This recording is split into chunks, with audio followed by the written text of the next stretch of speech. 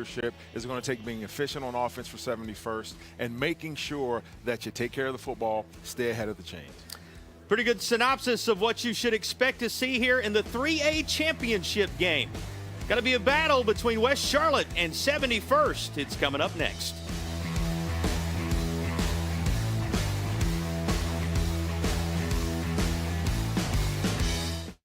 Liquor, add car keys, and it's a killer. There's really no excuse for drunk driving. If you've been injured by a drunk driver, bring your case to us. We're attorneys Tatum and Atkinson, the heavy hitters. And we hit drunk drivers hard. 1-800-LAW-0804. It's that time of year when we gear up to cheer on our favorite team. Don't let COVID-19 and the flu stop you. So make sure you don't have to cancel on the team you love the most by getting your flu and COVID vaccines. They are safe and effective. Both flu and COVID vaccines have been updated to fight against new virus strains spreading this fall and winter. So make sure you don't miss the big game and you protect those around you. Ask your healthcare provider about updated flu and COVID-19 shots. Visit myspot.nc.gov and find yours today. It's the Get Holiday Ready sales event with the Ford crew. Final day. What do we got? Big inventory, big deals, and a big grand finale final day's finish. Ford SUVs. Bring it, Mother Nature! The built wild Bronco family. Goat modes. Goes over any type of terrain. She knows. F-Series, best-selling truck for 47 years. Final days. Exciting. Yeah. Hurry, get 1.9% for 60 months plus $93.92 in total savings on a 2024 Ford F-150 hybrid. The problem with these big trucks is not so much the driver. But the companies they work for. At Tatum and Atkinson, we use the experts in the technology To get you more money than their insurance company wants to pay. Because around here, you matter. 1-800-LAW-0804.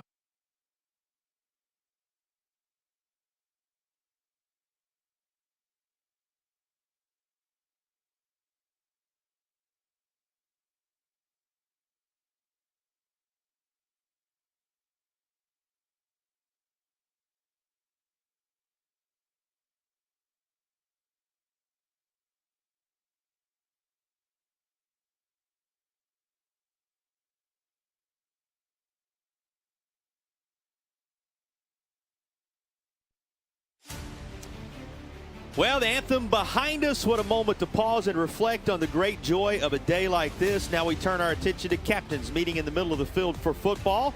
As they do, let's check in field side with a third member of our broadcast team. Here's Hannah. Well, guys, a little over a year ago, and 71st is right back where their season ended last year after coming up short in the state championships last season. That was all the motivation that the Falcons needed, being so close to a win. I had the chance to catch up with head coach Jaron McLaurin earlier this week, and he told me that that loss has been worth its weight in gold. He told me that they've used that loss as a form of fuel and energy throughout this season in order to get back here today and have a chance at redemption. But it's not going to be an easy task because West Charlotte coming in looking for their 30th state title in 30 years, and head coach Sam Greiner said that this team is a completely different team than they were in the first half of the season, and that is due to their growth. He said that they have been battle tested, but the one thing that's been propelling them so far this season is they want to put West Charlotte back on the map as well as their community. He said that when you win at West Charlotte, you become a champion. And one thing he's been really instilling this week in his players is using a quote from The Sandlot. Actually said that, you know, heroes are always legends, but legends never die. So let's go out there today and be legendary, guys. Somebody's going to be, that's for sure. Thanks, Hannah. And E, you know about these environments you've been in, and this is something that sticks with you for a lifetime. Oh, these young men are going to remember this for the rest of their lives. You're absolutely right.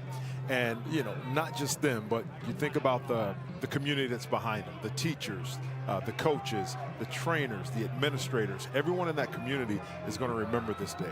They still remember 1986. Is it 1986 all over again? It seems so, JP. Nothing like the past. These two teams tangling. A 3-0 score that day. We may have a little more scoring based upon what these teams have done this year. That, of course, a 3-0 victory for 71st. Boy, this is a hungry 71st team, E, when you think about how close they came a year ago. And they've been taking it out on every single opponent that they've played, JP.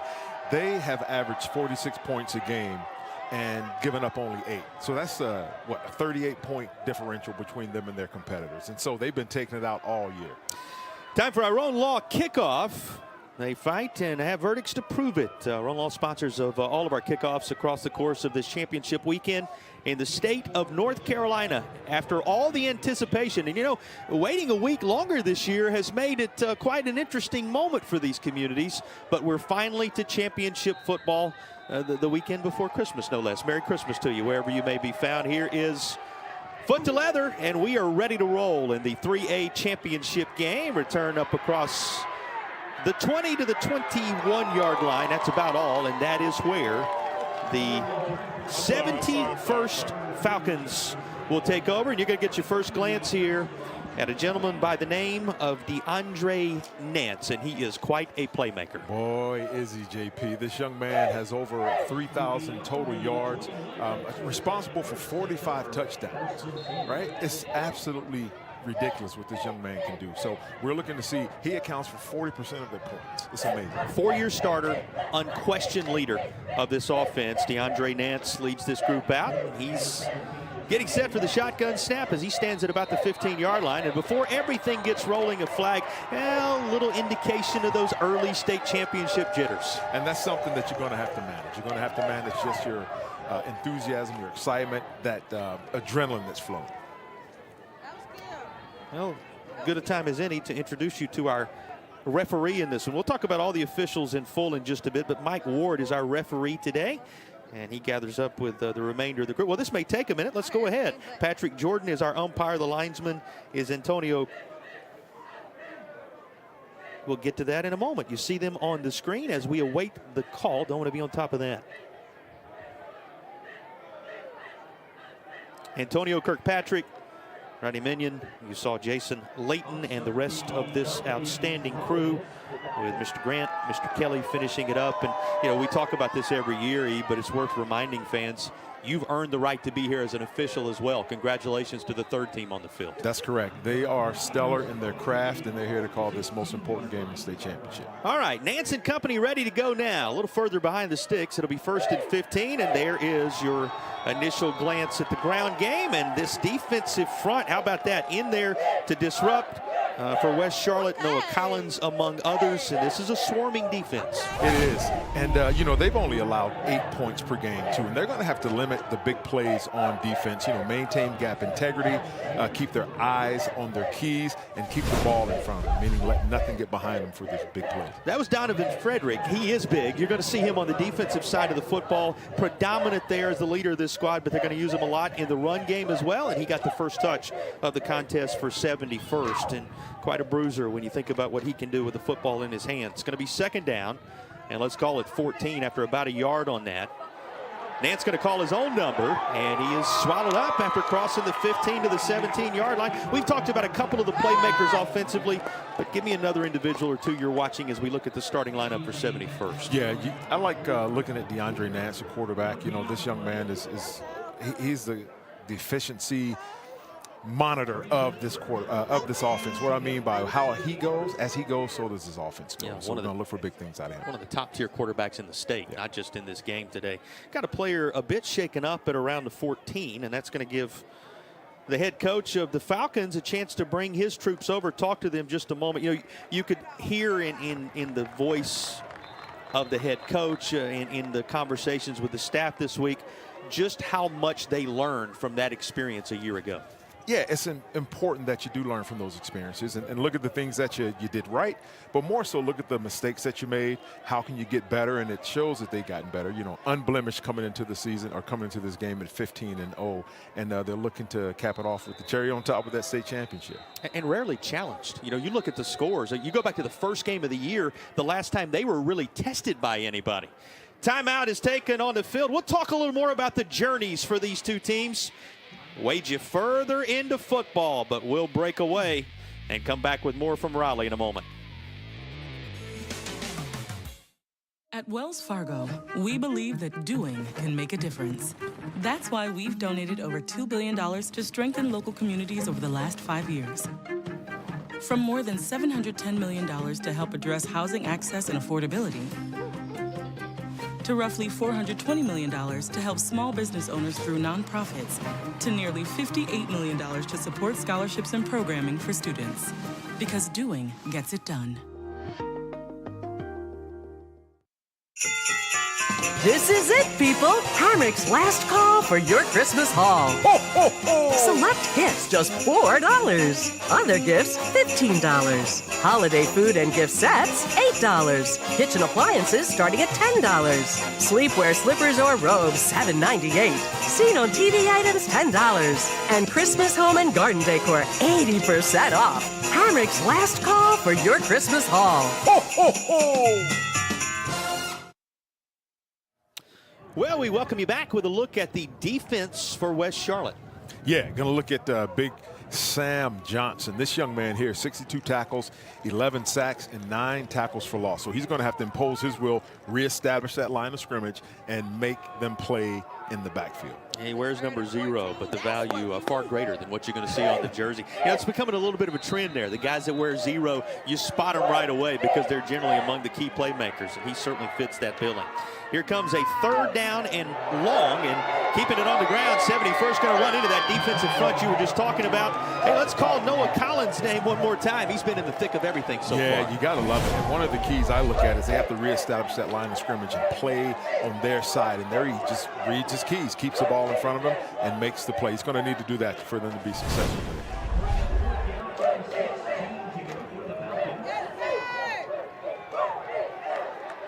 4th down play coming, and kicking it from the shadow of his own goal line. Punter out to do his work. You know, interestingly enough, Whitted, who punts, has only done so 12 times this year, matching his jersey number. You know, this is not a team that has had to punt a lot. They've done a lot of scoring across the course of the season. So big win for West Charlotte to begin things, getting them off the field. And this is going to take a fortuitous bounce just to get it to midfield. It'll cross that North Carolina High School Athletic Association logo and be blown dead at the 47-yard line. That is where West Charlotte will take over. The Lions are led by the guy we highlighted in the open, Jamari Nichols. He's quite a player. Yeah, over 3,100 total yards, right? 36 touchdowns. JP, I don't care any way you look at it, you want the ball in this young man's hands each and every time. And this is a perfect start for West Charlotte. 3 and out, and they get the ball right at midfield in perfect field position. And we're going to see if they can capitalize. Well, a 158-mile journey that's been much longer than that when you talk about in terms of getting here for the first time since that 2006 championship. Of course, the one title standing out in the history of this high school football program. Running right across that NC State logo, working his way to the 46-yard line as the ball carrier. Let's take a look at the full starting unit for West Charlotte. And once again, it starts with Jamari Nichols, quarterback. He accounts for the majority of that offense. And, you know, and we see the confidence that the coach has in him right here. He spread everybody out, and as a quarterback keeper right up the middle, kind of to set the tone. Keep an eye out also for number 9 on this side. We got a couple athletes wearing jersey number 9 as well, right? We ended up with a flag that's going to mirror image of what we saw on that first drive for 71st. Back the offense up a little bit. You get a glance at the head man. Trying to win a couple of championships at a couple of different schools in the Charlotte area. That's something we'll talk about today. It's rare air. I mean, you're talking Tom Knott's territory, among other things, when you consider what the head man at West Charlotte is working on here. Flipping it near side, ducking through traffic and getting up near midfield. That was quite a move on display. Did we mention there's a guy wearing jersey number 9? His name is KD Cotton, and you just were introduced to him. Absolutely. And, you know, it was a great read. You know, it's just a little jet sweep there, that stretched zone, and he picks his poison, picks his hole, and he gets upfield, puts that foot in the ground. And it's important that they do that, reestablishing that line of scrimmage on both sides of the ball. West Charlotte is saying, hey, we belong here. Anthony Cotton in his junior campaign, they call him KD, and he already has wowed you with that run. Going to make it a manageable 2nd down. It'll stay on the ground with some real estate inside the 30-yard line. And you can tell by that reaction, the guy wearing jersey number 4 wanted a whole lot more. Mama, there goes that man. I think there's an ESPN analyst that says that. Once again, it's going to get the linebackers flowing with their eyes, with that jet sweep they just had success for him. And he puts his foot in the ground and gets downhill. Expect to see a lot of that young man this afternoon. Well, they did it from well behind the sticks, but that is our first Hamrick's first down of the, well, I can't say afternoon just yet. That's true. Of the morning here at the North Carolina Championships. Hamrick's, great brands, incredible prices. Shop Hamrick's today. Hamrick's sponsoring all of our first downs in this opening period of action.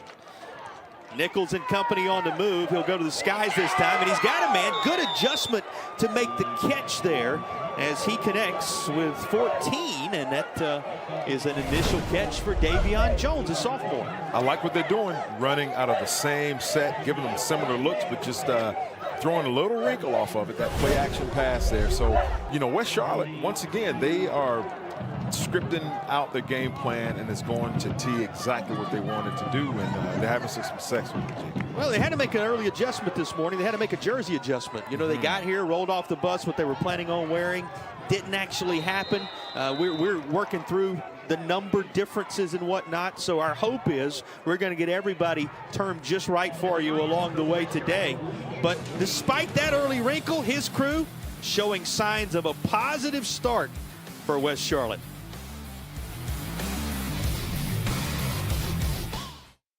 Take the guesswork out of your furniture and accessory shopping with a little help from Meg Brown. Want to sit, touch, and feel before you buy? We have an incredible selection of the latest styles on display, in our 15,000. Our complimentary in-home design service can assess your needs, measure your space, and help you navigate your many options. Meg Brown Home Furnishings, just off I-40 in Bermuda Run.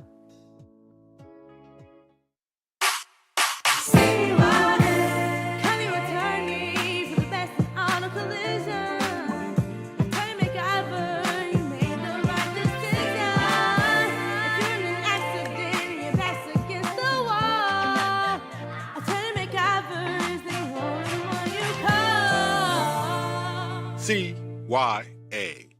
Call your attorney, Attorney Roderick Todd McIver.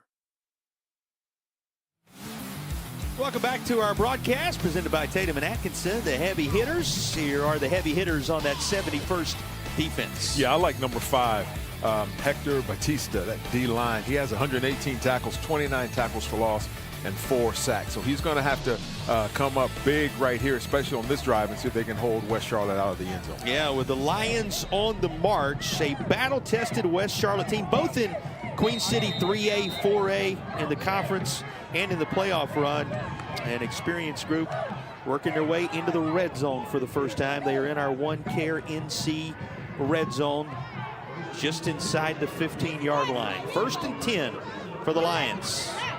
Ground game inside the 10, down around the 8-yard line. Boy, you'll take that first down gain all day long. Yeah, just grinding them down. And, you know, when you run the ball and you take care of it on offense, it's going to keep that clock running. We just see just like a middle dive here, just downhill. You know, gets, about 4 or 5 yards there, puts them inside the 10-yard line, and they're going to see if they can capitalize right here. It's a team, again, tight game experience, coming in as the 8th seed, rolling through the playoffs in impressive fashion. And rolling through this initial drive in impressive fashion. Down to the 5-yard line it goes. You get your first glance at Emory McLean, who carries the football here. Yeah, McLean.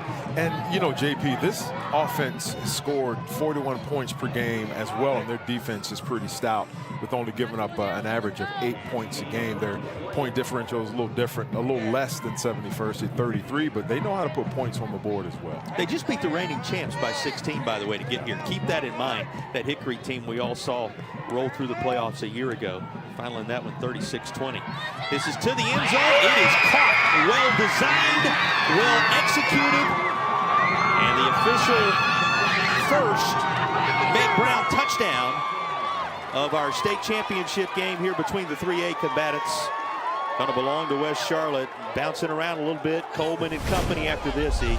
Oh, yeah. Look, I love the poise and control, not panicking. He's got all the time in the world. Just ran that slant right there. And, you know, good throw and catch. Looked the ball in.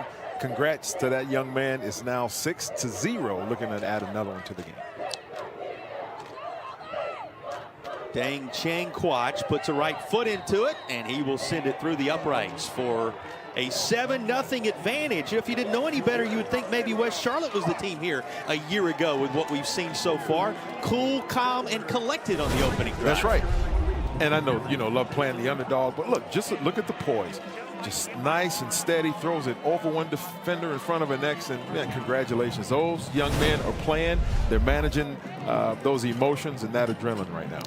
Akeem Finch there. You see Christian Coleman, who continues to celebrate. Finch, who worked his way right over the middle. You know, we called Finch's name at the end of that, capping the drive. You think about the Meg Brown Home Furnishing touchdown. Meg Brown Home Furniture just off I-40 in Bermuda Run, sponsors of our touchdowns throughout the course of this one. We called the name of K.D. Cotton along the way. You saw McLean carry the football, and Nichols was Nichols. It shows you all the weapons West Charlotte has. And it's going to take that. You know, it's going to take those role players doing the role as best they can, actually the best they've ever had, because it's a state championship game. You land it all on the line right now, and especially for those seniors, they're going to pour it out right here, right now. Well, our Roan Law kickoff, we fight and have verdicts to prove it. Roan Law sponsors of our kickoffs throughout the course of this one.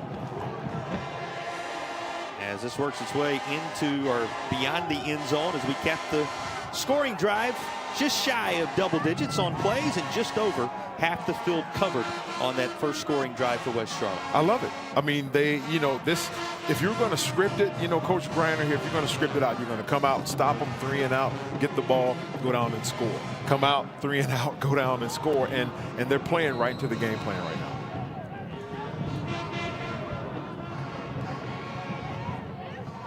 '71st. Nance, the freshman, the quarterback position. And he's going to give it right up into the heart of things. And boy, that defense has been impressive so far. You highlighted Johnson a little bit ago. He's present once more. There he is. And, you know, I love, you know, the underdog rule. I'm sure West Charlotte all week they're saying, hey, we're the underdogs. We have to come in and prove ourselves. And they're playing like it right now, kind of with a chip on their shoulder, JP. And the younger of the Nances at the quarterback position here in the early stages grabs your attention as well. We've got a player down being tended to by the training staff. And this is certainly the last thing you want to see in this championship environment ahead of the second down play. Eric, as they tend to the injured player, your impressions of what we've seen so far? Oh, so far, West Charlotte is imposing their will on 71st, right? Because, I mean, you can only imagine. They've heard all week, you know, they're a high-powered offense. They're dominant on defense. And let's just stay steady and do our job. And you know, just hats off real quick, a shout out to the trainers. I mean, you know, back in the 80s, training staff was a lot different. Nowadays, man, they're top notch. And they were good back then, don't get me wrong. But right now, these trainers are on their game. They're out there taking care of our young student athletes, and hats off to them. Yeah, it's an art, that is for sure. And developing by the moment. Caden Smith being helped off there by the training staff. He's one of the key individuals up front for the Lions of West Charlotte. And Nance gonna turn, give off right side. Plenty of yardage there as you get one more look at Donovan Frederick. Let's dive into Frederick a little more. Over from the defensive side, runs a lot for this football team as well, and he's a special, special player, Eric. Yeah, he's a big fella. Looks like he's got a club on his hand there. I'm sure that'll affect you a little bit, you know, carrying the ball and you know, just in playing the game, making tackles if you do play on the defensive side of the ball. But, yeah, they got to get him going. That's where the coach was talking about that offensive efficiency. You got to get him going. Starts with him at the middle linebacker position, but we'll be interested to see what he does on the offensive side today as well. Jason Franklin carrying the football. He's a part, really, of that three-headed monster group they'll try to use from playmakers in the backfield, but he is covered up. And how many times have we seen Noah Collins in the backfield already? Yeah, and he's coming from that backside. It's kind of a zone read, and so he's responsible for any cutback. Now, you can almost imagine that 71st, you know, their coaches are seeing that and how he cut down the line so fast, so maybe look for some play action coming back in that second half. But he's doing well right now. Senior DB, one of the leaders on the defensive side. You know, you think about this team being ready, battle-tested, as we talked about. They've been on the road the last 3 weeks, and it's like this. Defeated the top seed on the road, Irwin, 58-0, before taking care of Dudley. We know their history.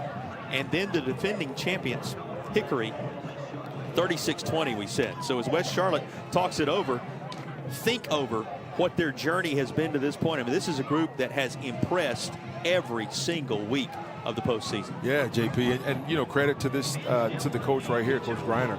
He's got these kids ready to play. He's got them focused, dialed in. They're disciplined on defense. They're reading their keys. They're staying home, keeping their shoulders square.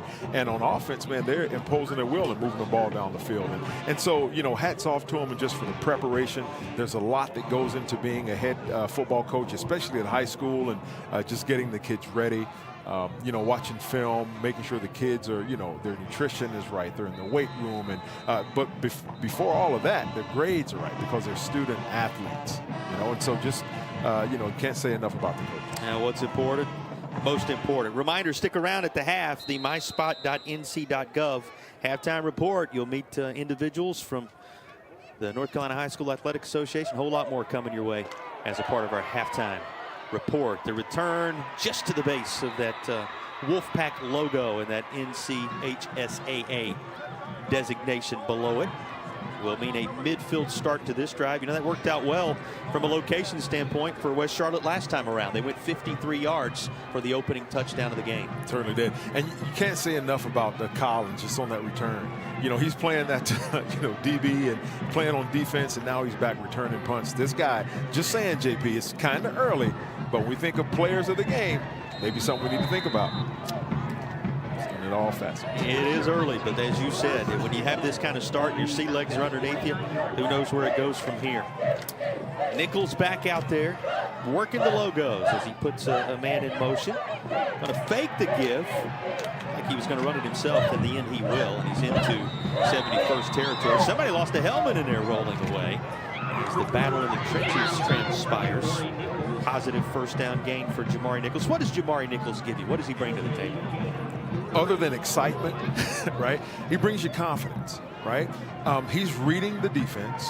He's calm, cool, collected, and he has to make those decisions that, you know, it's going to have a big outcome on the game, whether to run, whether to throw it away, where to eat it. Just right there, we see that he, you know, was going to maybe try and force it down the field, but decided to get just a couple of yards. And so that's managing the game is going to pay dividends for him. He is the manager of this big play offense, that is for sure. And now takes the snap on second down. Well, all kind of room created by that offensive line. Take it all the way down to the 24-yard line before they ultimately work KD Cotton out of bounds. Oh, I love, you know, I love how this play's been set up because they've been having some success on that jet sweep, and jet sweeps usually go outside. This is kind of like a little inside trap running from a jet motion. That's a great design on the play right there. Plenty of credit to Mr. Capuey, Mr. Wilson, Mr. Toddy, Mr. Rose, Mr. Smith up front. They were making the room that time. There you go. And I know you love those guys. Oh, you love them. Guys, show them some love, JP. What happens in the trenches where the game is won or lost. Here's a screen set up far side, but able to jump it. Double team approach for 71st. It works out well, and that will limit the yardage for Davion Jones. Watson Bethea, one of the guys on the scene, another of those senior leaders in that secondary for 71st. Yeah, you know, that was a good throw by Nichols. That was from hash almost to the numbers, and that ball was on a rope, and it got there quickly. So, you know, he's a powerful arm. Well, there was going to be all kind of space on this side, and a flag that prevents anything further from happening is dropped at the 24-yard line. This is going to back them up a bit. You see the call.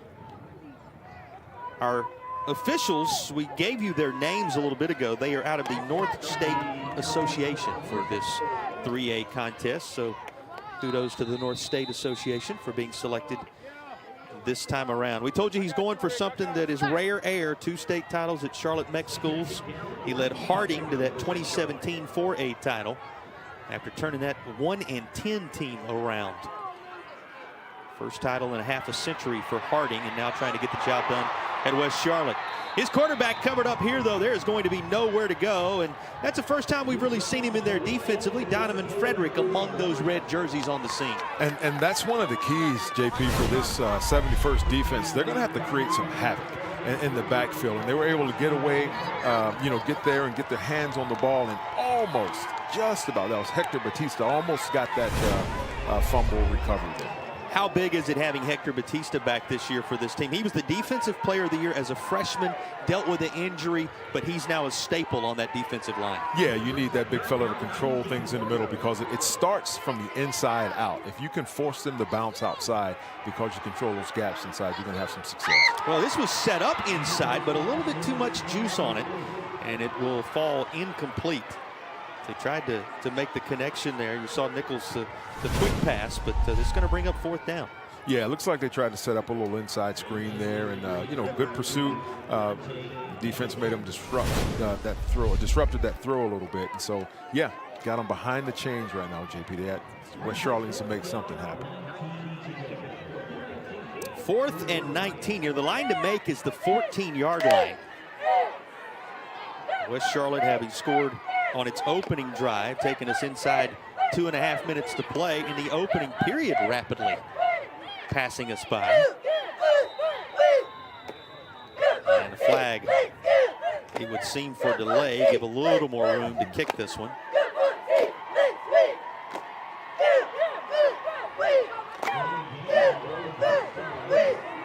That's going to back him up just a bit. You know, we talked about what he's trying to do after the good work already in the Charlotte-Mecklenburg area. You know, Tom Knotts, who just won his latest title in South Carolina last weekend, led this West Charlotte team to the title in 1995 before turning Independence into a dynasty. He just won number 16 across state lines with his most recent at Dutch Fork in the Columbia area of South Carolina. And, you know, what he did at West Charlotte and then Independence, people forget that in '87 at Harding, he almost won another title. So he's a guy who in that area of the state made his mark. And when your name could be alongside his, if Greiner's able to win a second title at a different school in that area this weekend, that's saying something. It's saying something, yeah. And you talk about culture, you know, at schools and at programs. Oh, have another flag there. Yeah, it looks like it's going to be motion ahead of things on that kick, and we're going to resort that one more time. While they do so, great point you're making there. When you talk about the movement and the continuity and the change. And I go back to, you know, that Harding team he led to the title in '17. It's worth underscoring. They were 1-10 the year before and found a way to jumpstart that group, but now in position to get the job done with this West Charlotte group. Been a great year for Sam Greiner and his assistants and everybody that has led this West Charlotte team. Because I'll say it once more, the run they have made through the postseason. I mean, that Irwin team was the top seed. They beat them 58-0. 39-13 was the score against Dudley we haven't given you yet. And then 36-20 against the reigning champs Hickory. It's been plays like this. If you're going to do it a second time around, do it better. Blown dead inside the 5. That's right. And you know, 71st, I'm sure they're thinking like, all right, you know, that didn't work out well for us that time. Let's, you know, make them re-kick. But yeah, I'm telling you, West Charlotte has, this is a dream start. Be 3 and out. And, you know, when things like this are going your way, you got to believe that there's something, you know, there's something good in store for you. But that was a great punt. You know, you don't see it done that well on Sundays, on Sunday afternoons in the NFL, let alone Saturdays in college. His phone may be ringing as we speak, you know, right, in terms of what the future holds. In the shadow of that Wolfpack end zone. Colors that are pretty close to matching that end zone that 71st is wearing are ready to go to work, but we'll have to wait a moment until they do. Timeout being taken. This drive's going to start on the 4-yard line. You know, you look back at this first quarter if you're 71st, and it's been a field position nightmare so far. It has been. You know, and one of the keys to the game, you know, Coach McLaurin was talking about is offensive efficiency. You know, no turnovers, staying ahead of the chains, and no negative plays. And they kind of started off, you know, with the penalties and kind of going back. So if you're 71st, you're not too upset because you're only down 7, but you're thinking right now, I got to get something going. Duran McLaurin talked about how much his staff has meant to him, how much growth they've experienced from one year to the next. He said, you know, we've learned to try to keep it routine, but for this senior class, it has been anything but routine.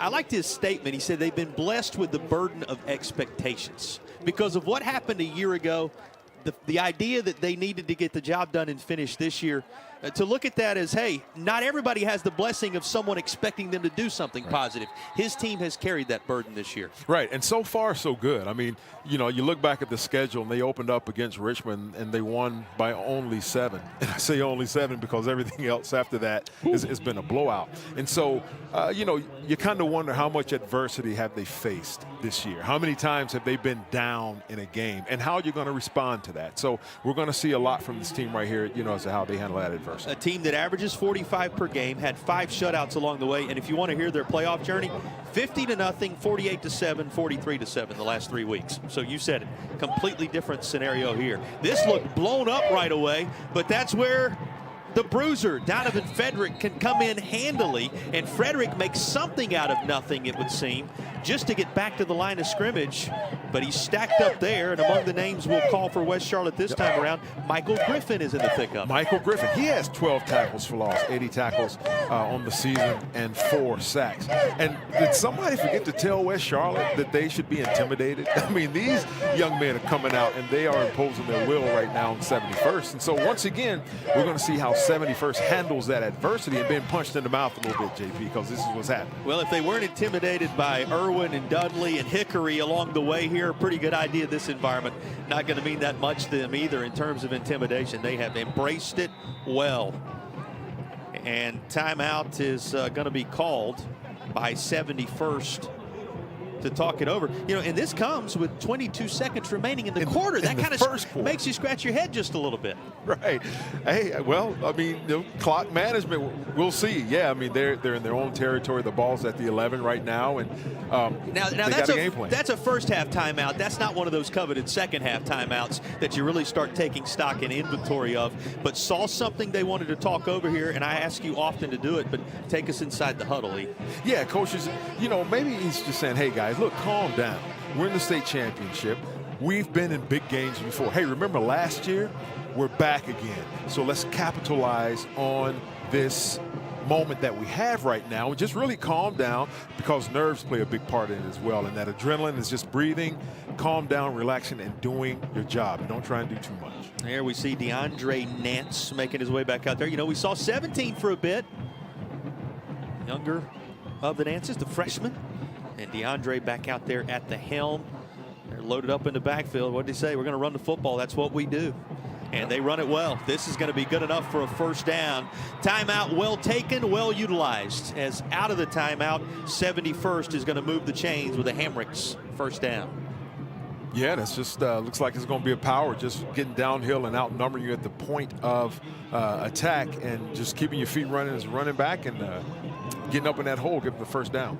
Hamricks, great brands, incredible prices. Shop Hamricks today to find those great brands and incredible prices.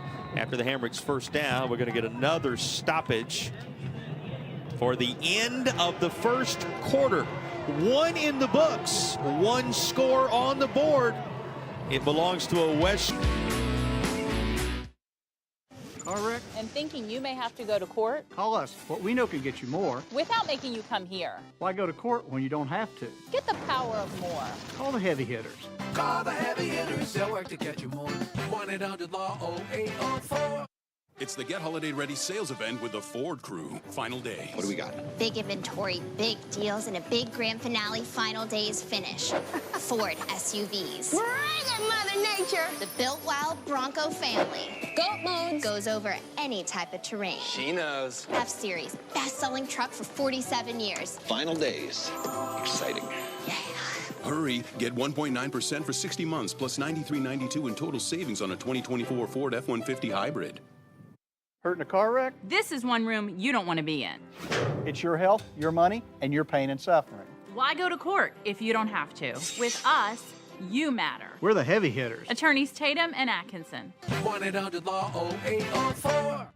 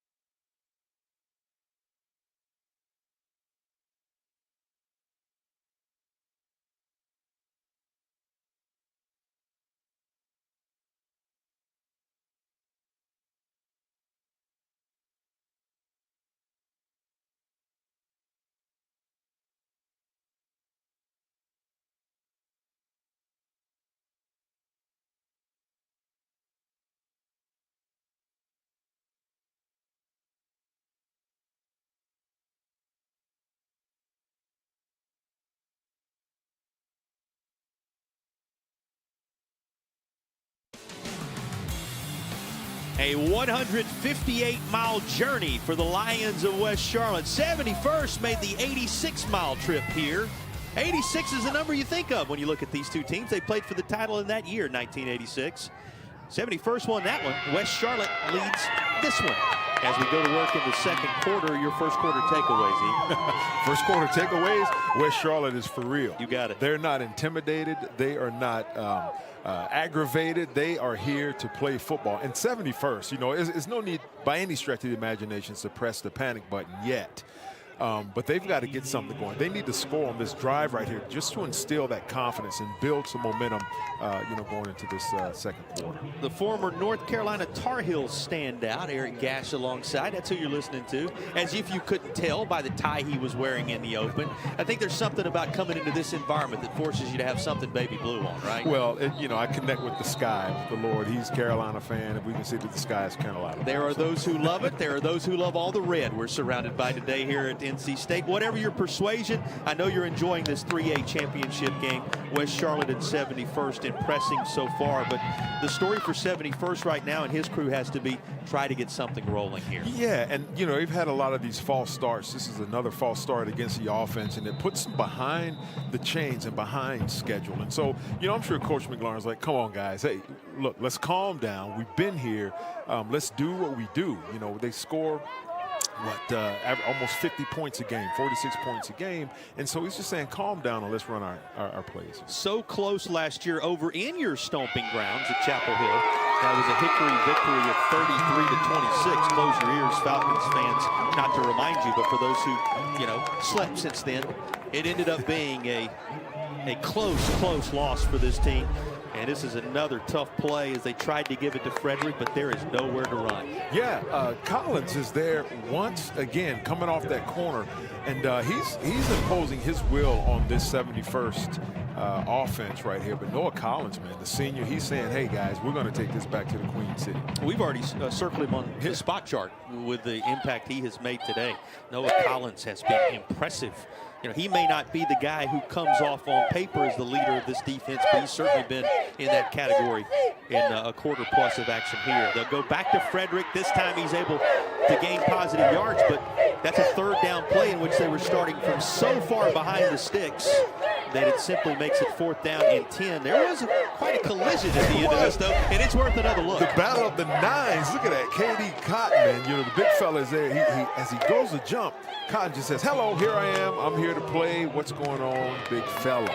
You know, he gives him that stare down, right? But, hey, they're not intimidated. You know, and 71st is going to have to settle on and get something going here. Niner on niner, and they come together. That's what you are when you graduate high school, 18, right? That's quite a collision as those two meet up. This is going to be midfield again. More good field position for West Charlotte. How good, we'll find out on the return inside the 40 to the 35-yard line. And this is going to be, you know, among the best field position that they've experienced so far. Major congratulations in order for guess who?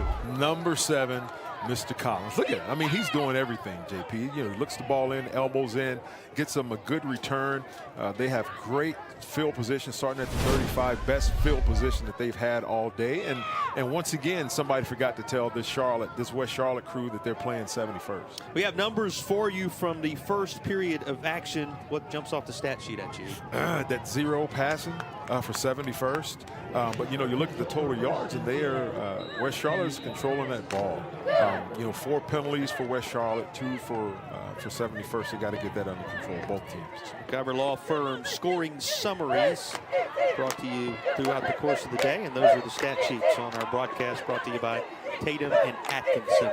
You know, Tatum and Atkinson sponsoring our broadcast throughout the course of the weekend. We're very appreciative. And the tagline is heavy hitters. We've certainly seen that in this game on both sides. We just saw that from the big fella Batista. As he gets up and kind of shrugs his shoulders and say, yeah, I'm here. You know, that's for about a 1-yard loss right there. But this is going to have to continue for 71st in order to get back in this game. They're going to have to keep West Charlotte behind schedule and behind the chains as well. So we're going to see if the big fella in the middle can continue what he's doing. You know, you make a statement there. We'll get to it after this play. As this is swung out far side, going to be caught inside the 30 to the 25. And that's a very positive moment for West Charlotte. Goes back into the grasp of a guy whose name we've called time and again already. He's been a target on more than one occasion. Davion Jones has this. Yeah, they're closing him up inside, and so, West Charlotte saying, hey, let's get it outside, a little stop route right there by the young fella. They're playing off of him enough, and so, you get the first down, that going into knocking on the red zone's door. You made a point, you said to get back in this, and that's kind of the way it has felt in my mind, too, as you've watched this. I know a lot of fans have to have that sense. But you look at the scoreboard, and West Charlotte, though they seemingly have dominated this game from the opening gun, they're only up a touchdown right now. Yeah. If you're able to make sure they don't do anything on this drive, 71st has got to feel pretty good that they've withstood that opening punch and are not down more on the scoreboard. Right, because, their back has been against the wall pretty much all game, for the first quarter and now going into the second quarter here. They have to get this stopped. West Charlotte, once again, they're eating up the clock. They're just taking their time and running their offense, and 71st is going to have to come over the big stop. It may be a false start there. I think the ball may have been going to that receiver. Can't tell his number right now, but he got a little extra adrenaline, a little extra jump on the ball. Going to end up taking a second down in what was about 7 and put it behind the sticks. Make it a second down and 12. Yeah, plenty of colors to work with there. He's got it coded, and it has certainly gone well so far for he and Nichols, who leads this group back out on second, and they will call it 12. Needs the 14-yard line to move the chains. 7-0 West Charlotte. Lions have been in command from the get-go. Enough of a cut to find some wide open space. And down inside the 20, going to work it into the red zone. There's a one-care NC red zone opportunity on the horizon after this run. JP, I want to talk about something here. That pursuit on defense by number 10, I think it's Xavier Greer. Look, he comes into he runs all the way from the position or defensive end position and makes that tackle. That was a great hustle by that young man. Xavier Greer, you said it, coming from space to get the job done there, and it makes it 3rd and 5 instead of something more manageable. That's what we'll face on the other side of this break, as our broadcast continues in a moment. Brought to you by Tatum and Atkinson at the 3A title game.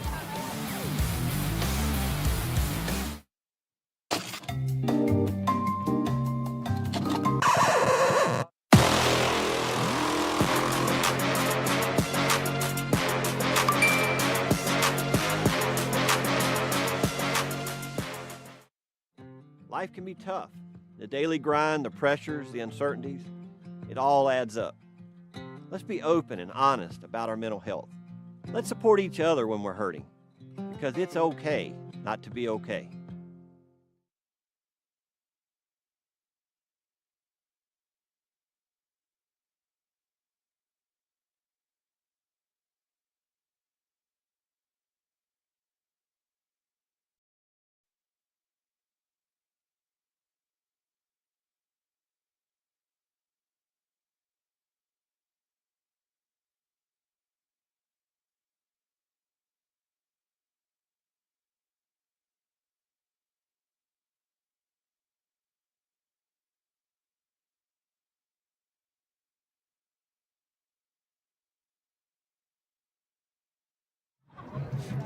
Seven 0 our score. West Charlotte leading the way so far, trending in the direction of a player of the game that would be on the West Charlotte side of things, but a lot of football left. That too, like our broadcasts, presented by Tatum and Atkinson, and the heavy hitters. And we have had them in this contest as we continue work in the second period.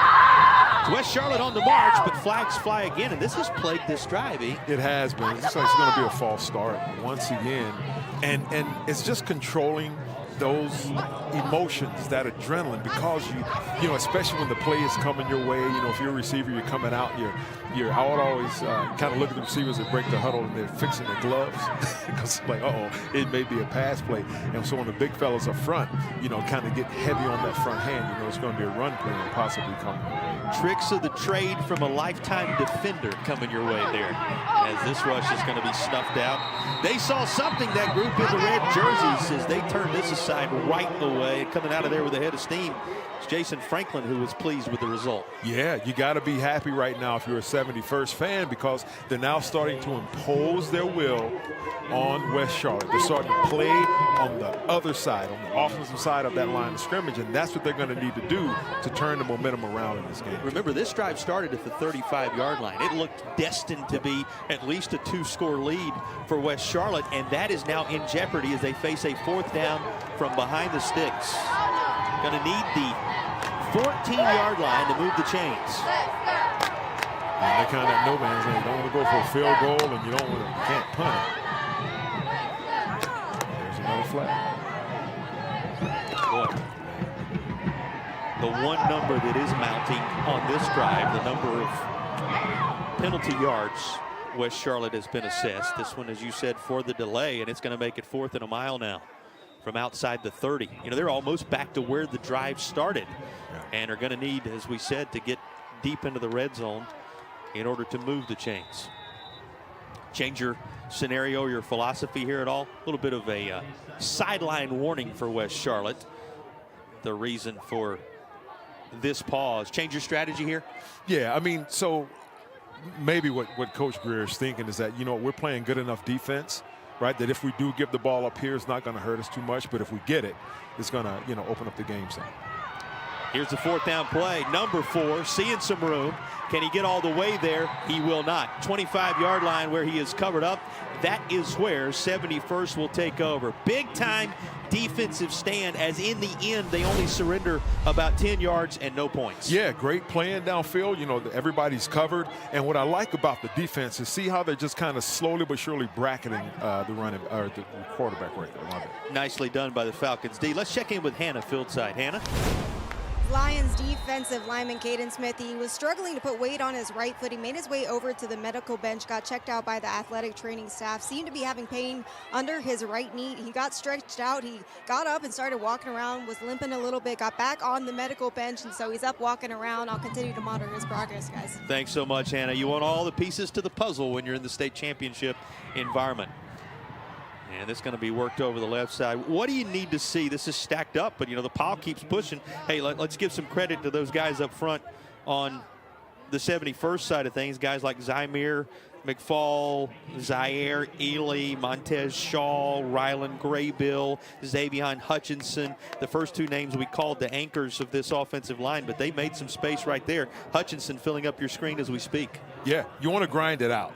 You know, you want to get behind those big fellas and give them, you know, some confidence, give them some momentum, call their numbers, you know, and, you know, they're going to hopefully start running power, attacking that inside part of that D-line for West Charlotte. The go-to question was going to be, what do you need to see adjustment-wise offensively for 71st? Think about it during this play, but the question still stands because guess who's in the backfield? One of the leaders of this defense, Michael Griffin, right there again. Imposing their will, JP. I mean, listen, when you reestablish that line of scrimmage and you have your shoulders square and you are playing in the backfield of the offense, let me tell you something, JP, there's nothing like that. It's the greatest feeling in the world on defense for a linebacker to be 1.5 yards in the backfield and nobody's touched you and you're eyeballing that running back. And not only that for this team, but they can look up at the scoreboard and know that all the scoring right now belongs to their crew. 7-0 lead for West Charlotte. Flags before this play begins. Looks like that was motion on the offensive side of things again. I'll go back to that point of what do you need to see now from 71st adjustment-wise? 71st, they got to calm down. You know, this is, I don't know how many false start penalties they've had. And they're excited, you know, and these are teenagers, right? This is the biggest game of their career, and they want to do well. They want to impress their coach. They want to make their parents happy and, you know, the administrators in the entire town. But they've got to calm down and play their game and impose their will and stop some of the bleeding on that offensive line, because that's what's happening right now. You know, once since mid-September had they given up more points than what is on the board right now defensively, but the challenge is getting jump-started offensively. This may be that moment. Here is Whitted, who is inside the 40, and he's still moving down to the 25-yard line. Well, they turn to Whitted when it counts most. They talk about his catch radius and how he leads this receiving group. Boy, did he lead them here. Yeah, nice play. Gave his receiver a chance to make a catch. He caught the ball. And, you know, good concentration And he made something happen after that. Look at the downfield blocking. This is what 71st needs to get going in order to just kind of calm the nerves, JP. You get asked some for positives. it. That's right. There it is. Jatavius Whitted is the responsible, one of the leaders of this group. Not only the receiving core, but the offensive unit in full. You know, they talk about how he catches it in tough spots, how his catch radius, we were told by the coaching staff, is a wow factor for him. No surprise, he's the guy that gets it jump started. Back to the ground it goes. Here is Jason Franklin once again. Hadn't talked a lot about Franklin yet, but he's a guy that runs with power, solid in the open field, has started to garner some offers. He's got another, year that is going to be under his belt, does Franklin. But he's a guy that's starting to grab some attention with what he brings to the table. Yeah, 11 touchdowns, 1,200 yards rushing. And you can tell all week West Charlotte has practiced against the run because they're not giving up anything in the middle. That power, those traps or anything. And so where 71st is, maybe going to have to look to make a living is on those edges or throwing the ball. Well, they said it. No bones were made about it.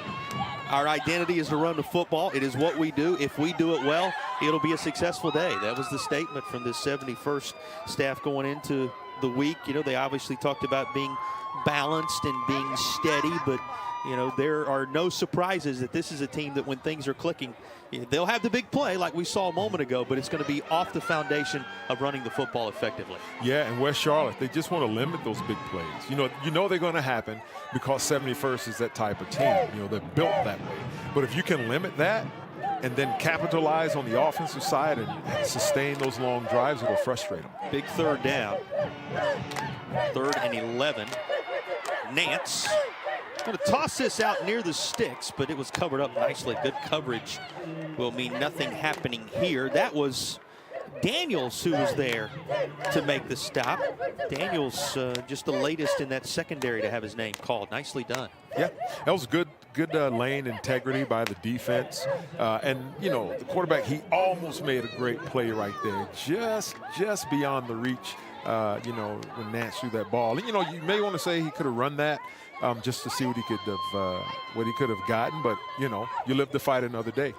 Ramaj Daniels on the coverage. You put Daniels with Collins. We've seen Jamari Smith along the way. You know what Pee Wee Jones means to this group in that secondary. This is a talented crew for West Charlotte. 4th down coming. Drive hinging on this play. Going to be tossed out near side. There's Pohm. He's going to work his way near the marker. It looks like they're going to mark him just shy. Now a flag comes in at the end of this.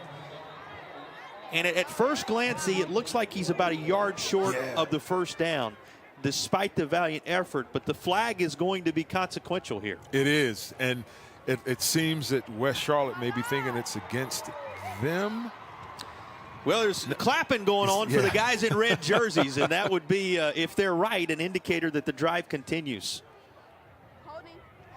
It will be defensive holding and a first down. So they did give him enough for the first down. Wow, okay, so it was a first down anyway, and they'll decline it. Boy, from where the official came running out on the far side, it looked like it was going to be a little short, but it sure did. Here's another look at the play, and what a weapon Sean Pohm is. Yeah, great patience, great run after the catch, and just got enough for that first down. That was a huge play, and, and 71st needs to put this ball into the end zone right here to kind of go into halftime and say, hey, we're 0-0. Let's go out and do what we do. If you're 71st, to be even after the way this first half has gone would be quite an accomplishment. Ball on the turf, but it bounced right back up into Nance's grasp.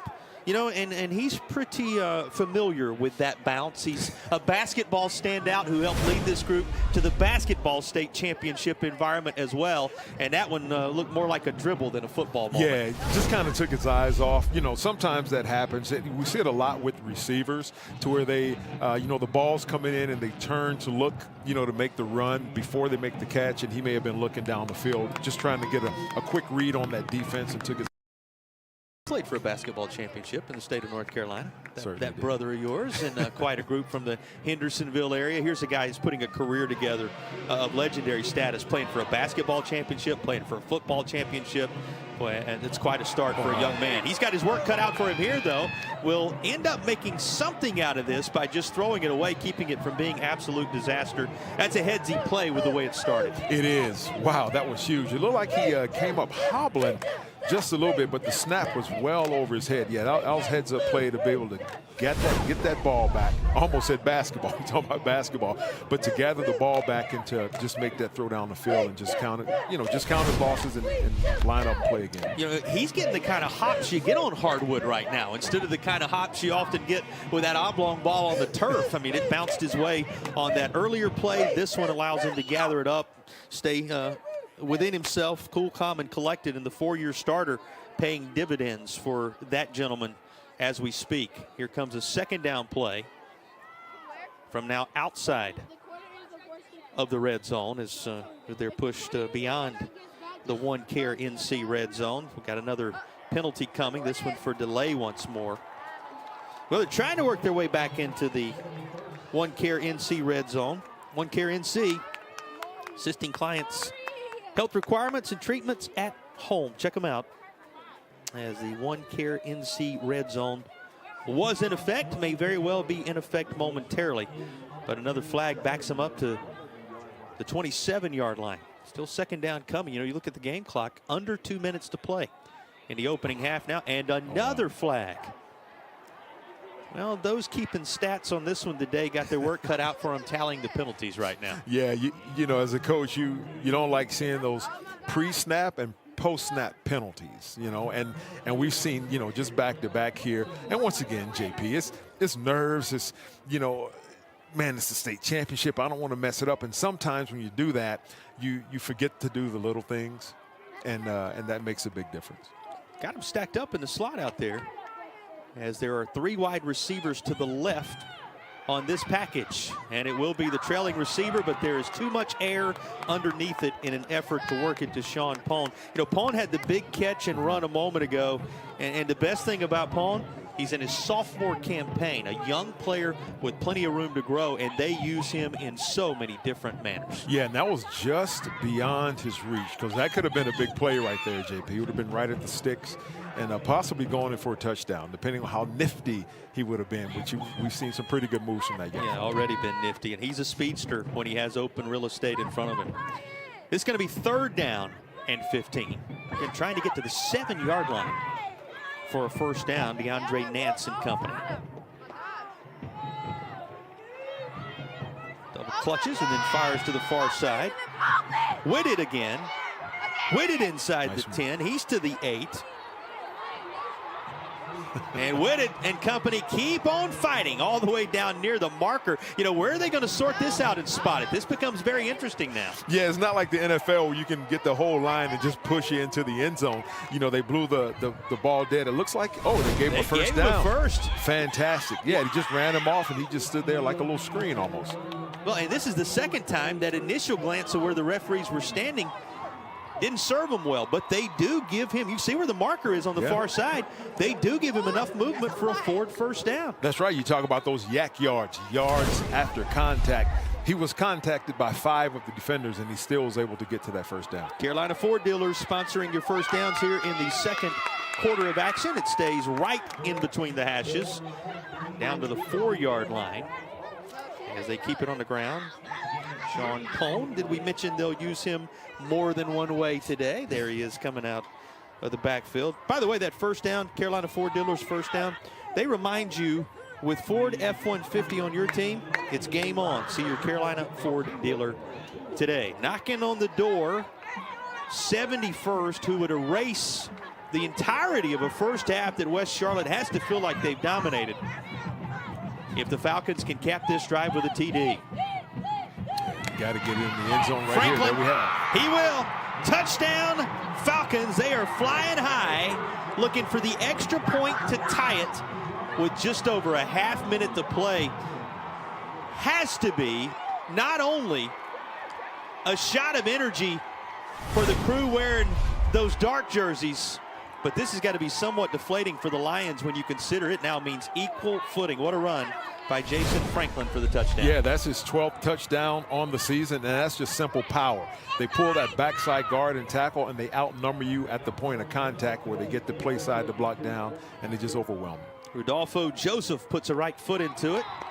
And his extra point is true. A Meg Brown Home Furnishings touchdown. Just off 540 in Bermuda Run. It's Meg Brown Home Furniture. Sponsors of our touchdowns today. There is one apiece for these two teams. And after withstanding the difficulty early, 71st puts together a memorable drive to equalize.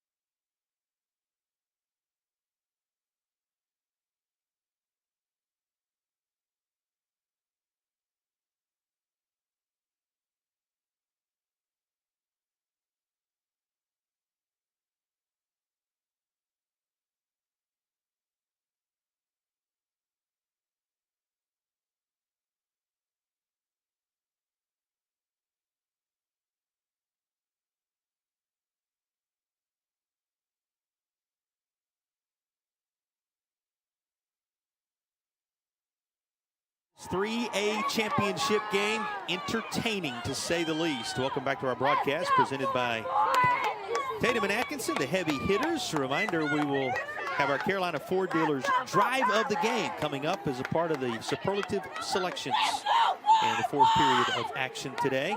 It was Jason Franklin who carried it over the goal line to put the Falcons on the board. And as West Charlotte gets set to get the football back following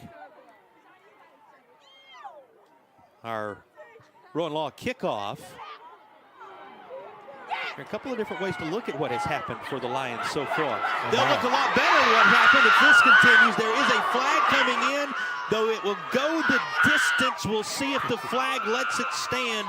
What a return for West Charlotte and Davion Jones. But as we mentioned, a flag came in back around the 40-yard line. We'll see if it negates what you just witnessed. Boy, talk about a last-minute lift in this second quarter, but it looks as if it is not going to stick.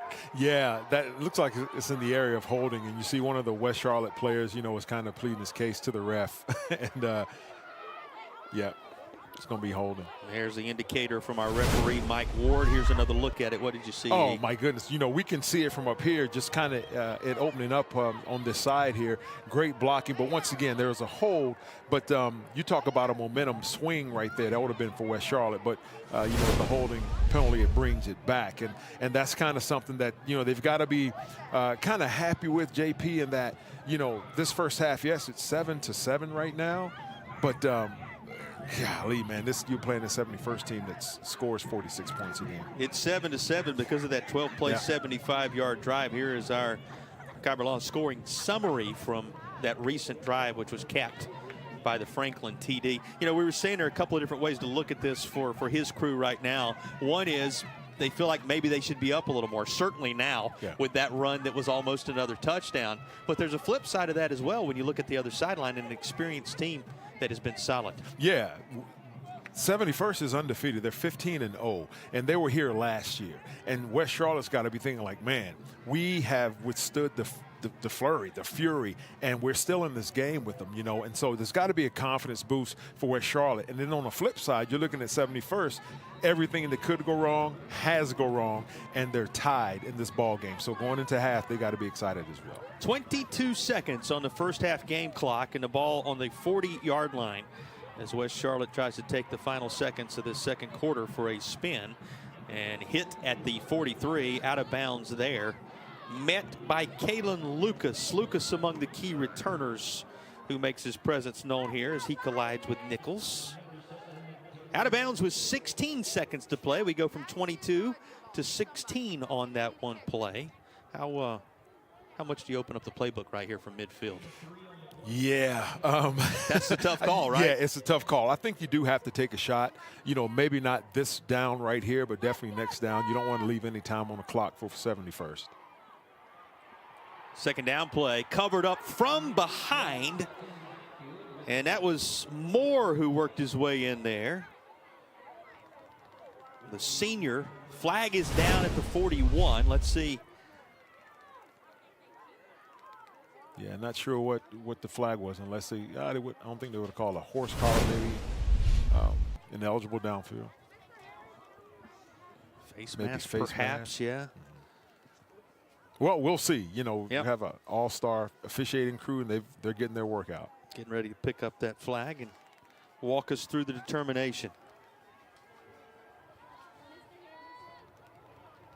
Holding. And it's going to be declined because 71st favors the down in this scenario now that it goes to a third down from behind the sticks. Yeah, maybe if you're West Charlotte, just going to run it out, go into half. Yeah, clock's done. Take it into the half.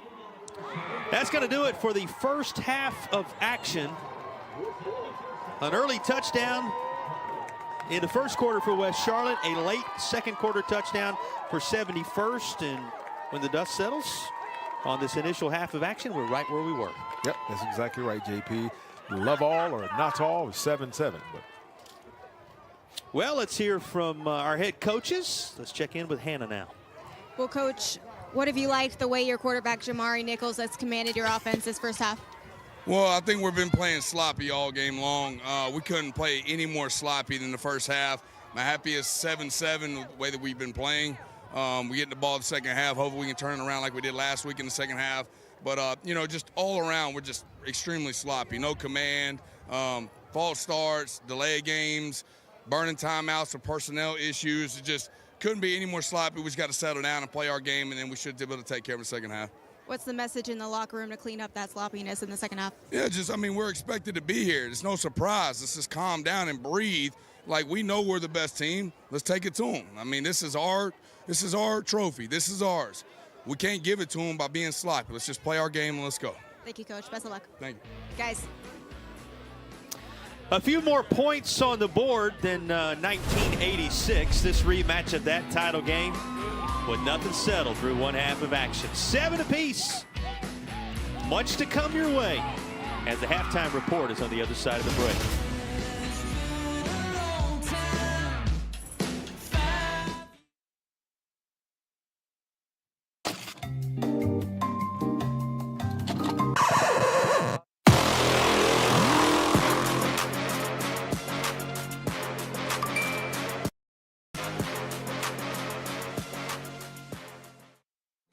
Life can be tough.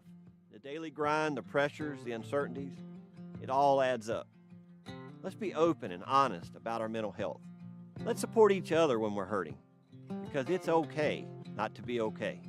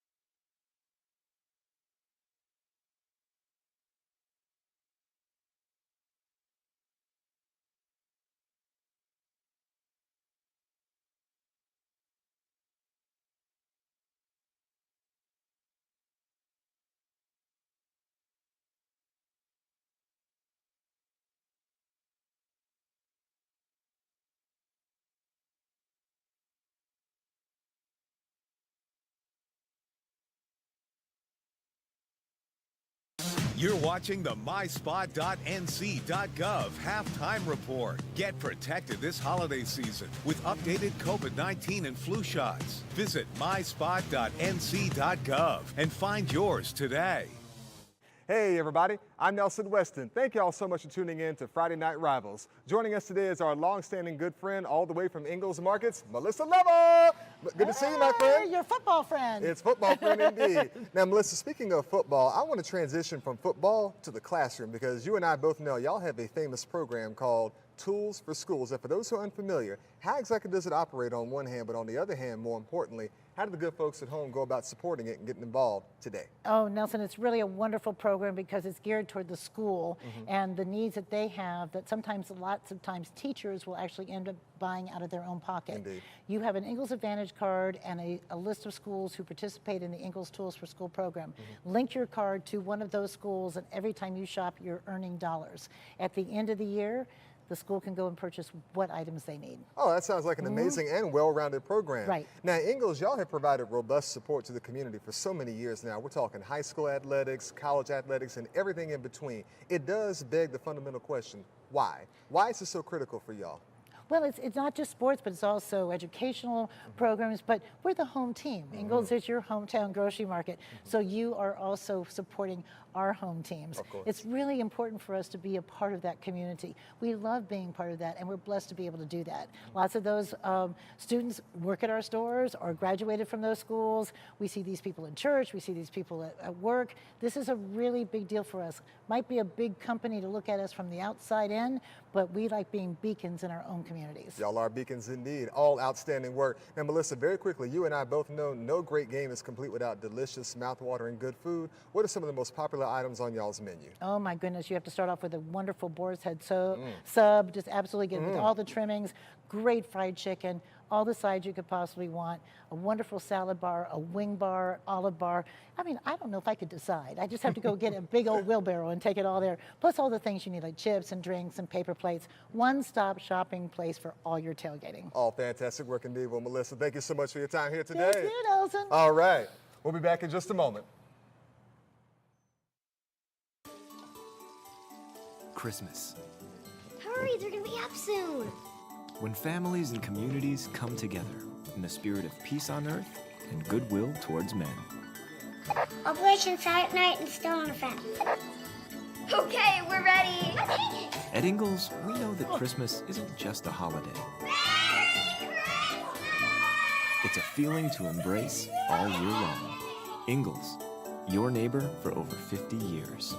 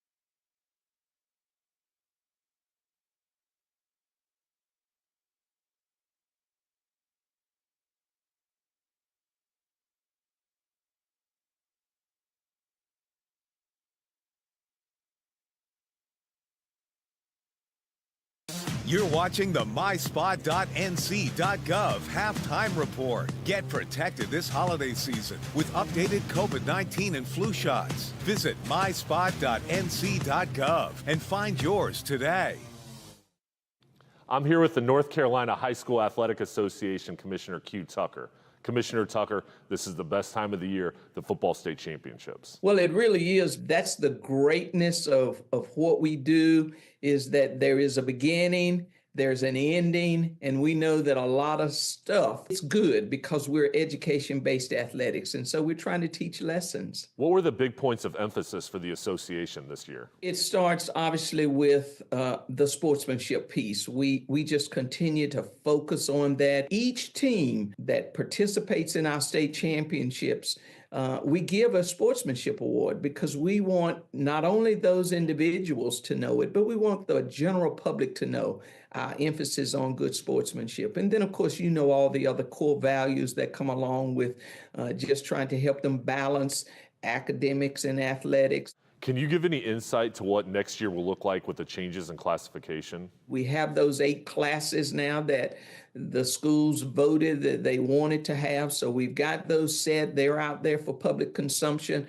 And now our realignment committee is at work trying to put together that first draft of conferences to see if our membership will be pleased with where they will land. We will have a lot of conferences that will have multiple classes within them, which will be very, very different. So this next alignment, 25 through 29, is really historic because it's unlike anything we've done since we started classifying schools.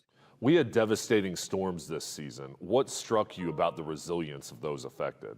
Everybody who is involved in high school athletics, they work together to try to figure out a way to not only get back on the playing field, but they reached out to help their neighbors. They are bouncing back. Now, many of them are still struggling with where they're living, how they're going to make it through the coldness of this winter.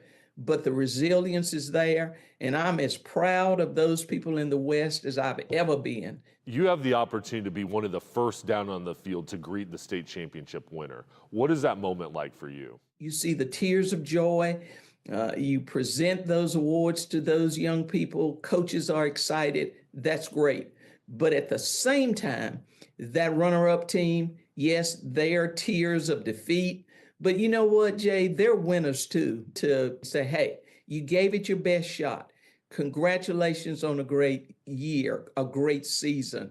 That's special to me. And that's really why I continue to do what I do. We appreciate your time, Commissioner Tucker, and thank you for all you do for high school athletics. Thank you very much, Jay.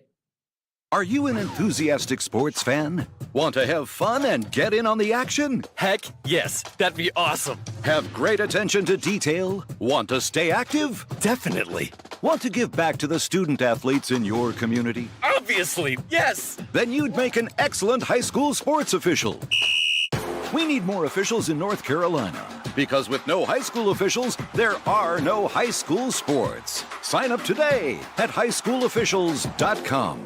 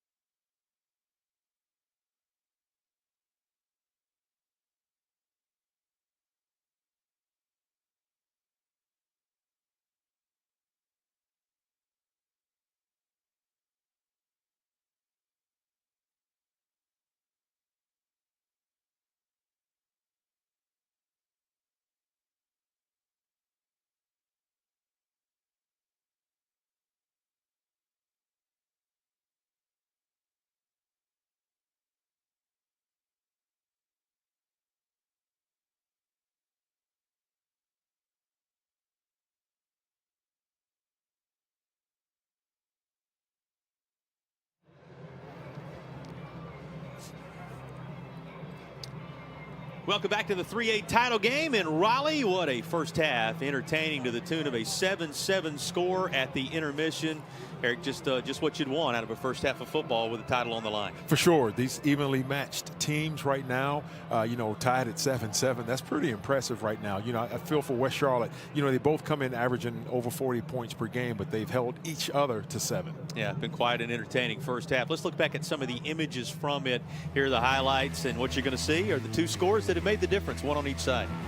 Yeah, and so you look at first and foremost, West Charlotte passes the ball, they get inside, get that score right there, and just steadily plotted going down the field, JP. I mean, that's what you want to see out of a state championship team right there, is just methodically going down the field. And then we have 71st right here doing what they do, punching the ball in, for that first score of the first half. And so many different weapons, and regardless of which stance is the quarterback position in the red jerseys, the Falcons find the equalizer at the end. Now we'll see if that experience from a year ago pays dividends for that crew. Well, what jumps out at you off the stat sheet? I know these numbers certainly are impressive, but you were looking at another item when the stat sheets were handed out as well. Yeah, I was looking at the penalties here. West Charlotte has 9 for 55, and they're the small ones, the false starts, the holding, things like that. But I look at the time of possession.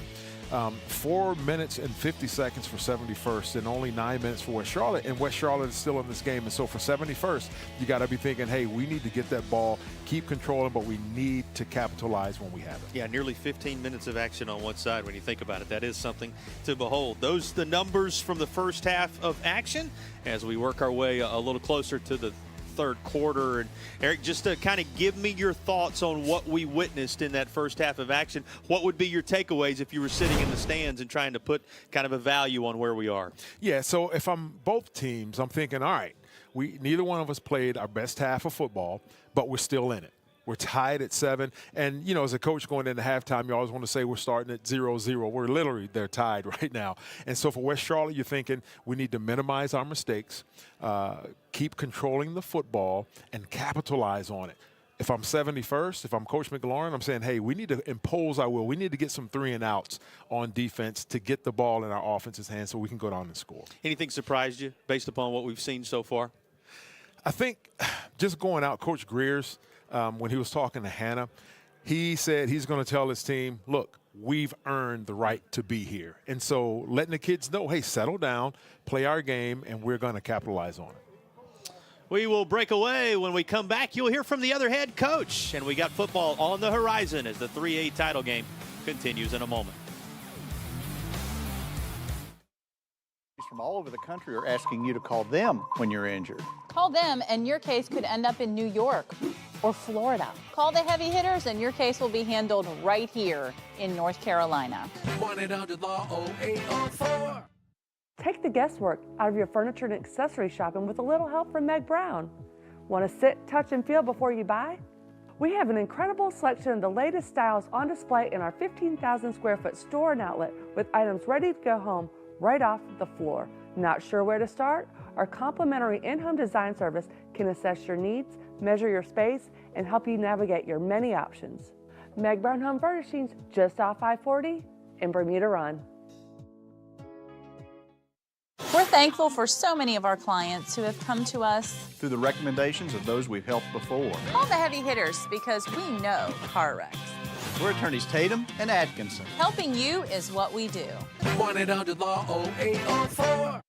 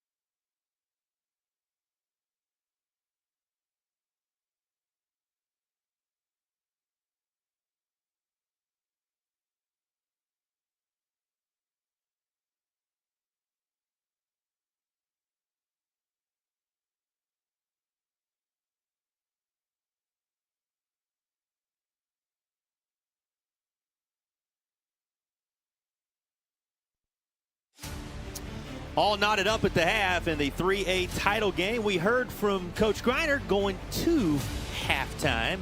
And now Hannah has caught up with Coach McLaurin. Hannah? Well, Coach, how do you settle your team down to play a little bit more even-keeled in the second half?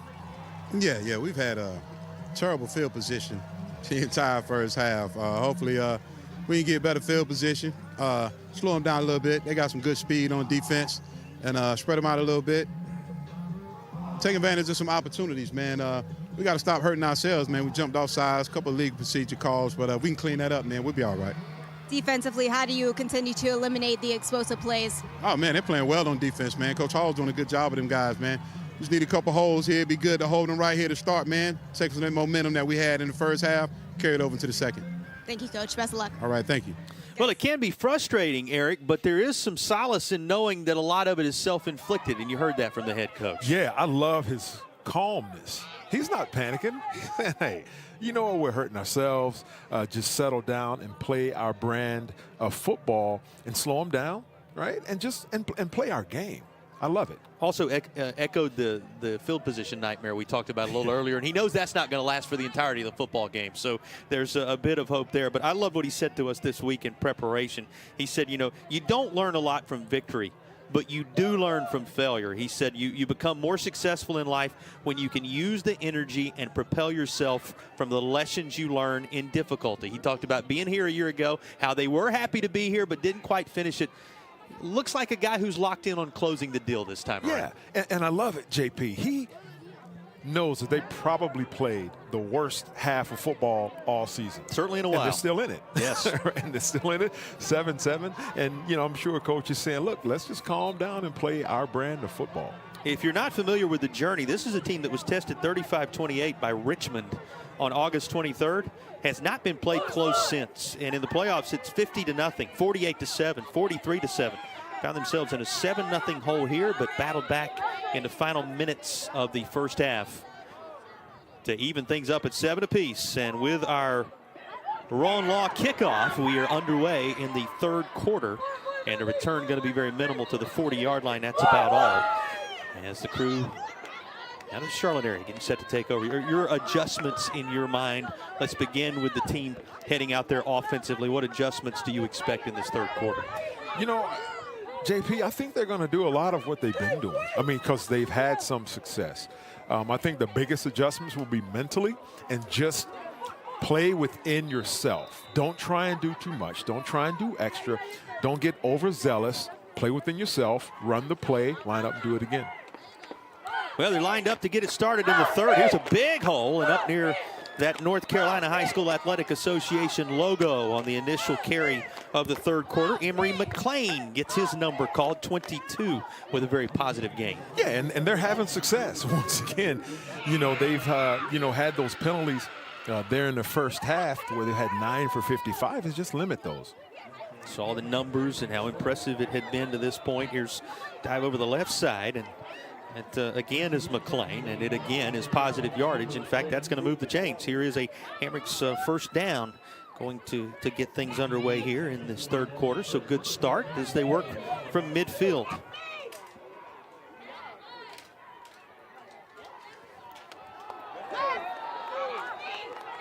There's those pre-snap penalties, you know, taking advantage of that, that just enthusiasm and that just wanting to make something happen. The big fella on the inside there is Hector Batista, just got a little overzealous with the hard count. Well, and those numbers, those penalty numbers, kind of eye-popping when you looked at them at the half. Yeah, and you know, it's 9 for 55 small 5-yard penalties. They add up. Right side, in between the hashes and well inside the 40 to the 35-yard line. Here's another very positive run. And how about dose after dose after dose of McClain to get things started in the third? Yeah, like Coach Greer was saying just before he went into the locker room at halftime, we deserve to be here. A little stretched zone there. Gets enough for the first down. It keeps the chains moving. It keeps you on schedule. It keeps that clock running, and it gets you closer and closer to that end zone. What about Nichols' play so far in the football game? It's been stellar. It's what you want. You know, one of your key players out of your quarterback. You know, just cool, calm, collected, marching your team down the field. Going to give off here. That's what he's done most of. He's responsible for 9 carries of his own for 32 yards, but through the air perfect so far. 5 of 5, 37 yards, and the touchdown. Yeah, and I hope we don't give him the announcer's jinx, right? Saying he's perfect through the air. But you're right, JP. It's just managing the game.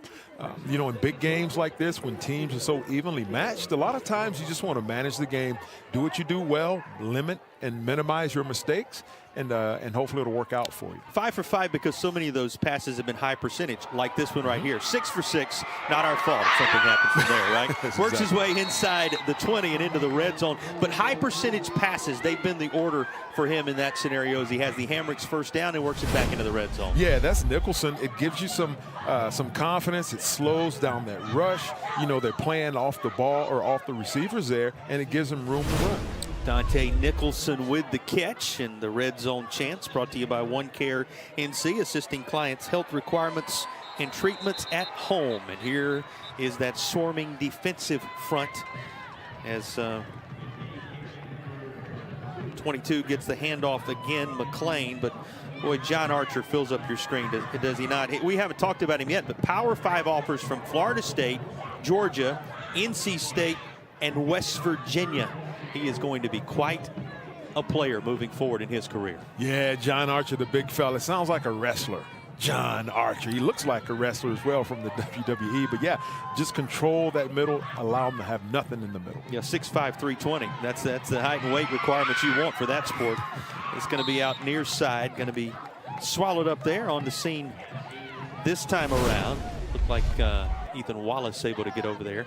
Take a look at the pressure there that was provided by Gear to force it out of there quickly. But, I mean, Nichols has been so good in these scenarios. Yeah, once again, cool, calm, collected, not panicking, hits his back out of the backfield. You know, gets some positive yardage there, kind of stays on schedule. Hard count. Now he turns and looks to the sideline, says, roll through those things for me one more time. Just underway in the third period. An initial red zone opportunity for a West Charlotte team that struck first and looks to reclaim the lead. Hey, here was Gear again, but able to elude him is Nichols. He's directing traffic, and he directs enough of it to find the end zone. Well, he did it through the skies for the first touchdown, and Nichols now uses his wheels for this Meg Brown TD. But there's a flag on the play. And there's some a dirty little laundry. more laundry. You know, it seems like every time there's been a big play in this game, you look down there, and the Yellow Hankies are out. This is going to be holding, and it will negate the touchdown. That's a touchdown at the end of the half that West Charlotte was celebrating, a touchdown at the start of the third quarter that West Charlotte was celebrating. In both cases, take the eraser out because it will not go up on the board. And in both cases, it was a holding call. And you hate to see that happen, but you got to think about West Charlotte, you know, and Coach Greer here. I mean, he's doing what they do. You know, he says, let's calm down, let's relax, let's play our game. And it looks like it maybe at the end, not sure where it was, but yeah, I mean, it's playing right into the game plan, JP. Going to be third down, and they're backed up now to the 21-yard line. Again, the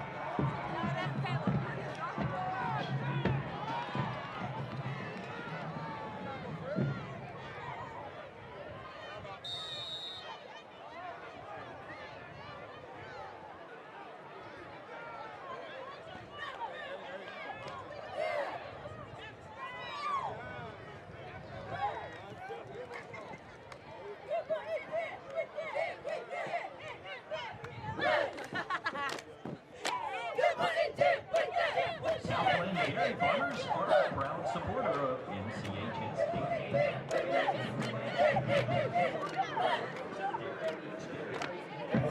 Committed to improving the health and well-being of everyone across this state.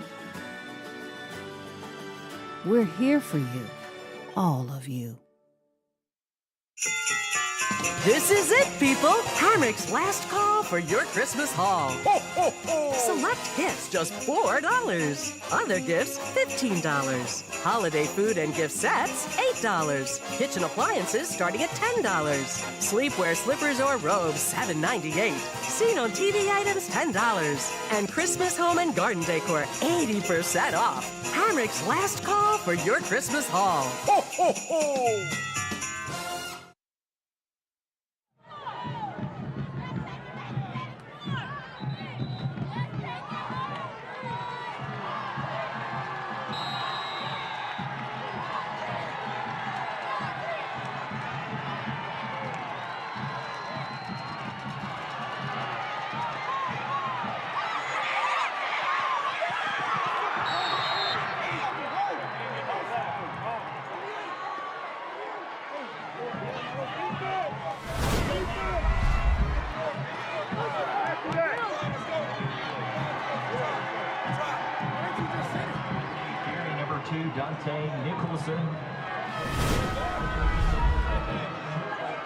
First down mark.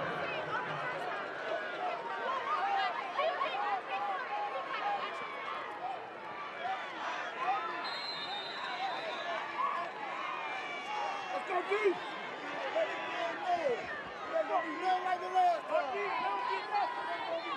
The Falcons take over first and 10.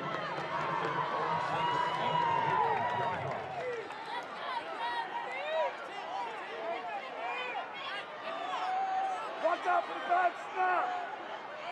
High snap.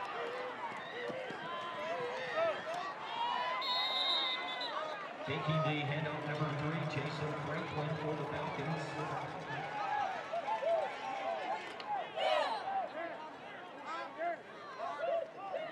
That's a gain of 2 on the play. Making the stop number 53, Levi Evans. Brings up second down, 8 to go. Second and 8 for the 71st.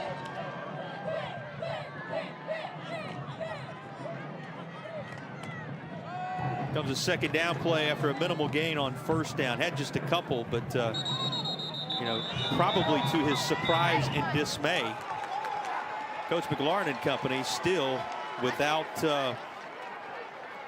any decent field position to hang their hat on at any point in this game thus far. Yeah, they've been playing with their back against the wall for sure. Got the offsides penalty here that's going to help them just a little bit, right? And it puts them at a second down and manageable. Looks like a second down and 3, maybe 4 right now. So if they can sustain this drive, kind of keep things going, that's going to build that momentum and get Coach McLaurin in a position to where he can look his guys in the eye and say, fellas, I told you we'd be here. Let's get it going. Second down play, you said it, more manageable at 3 yards needed now.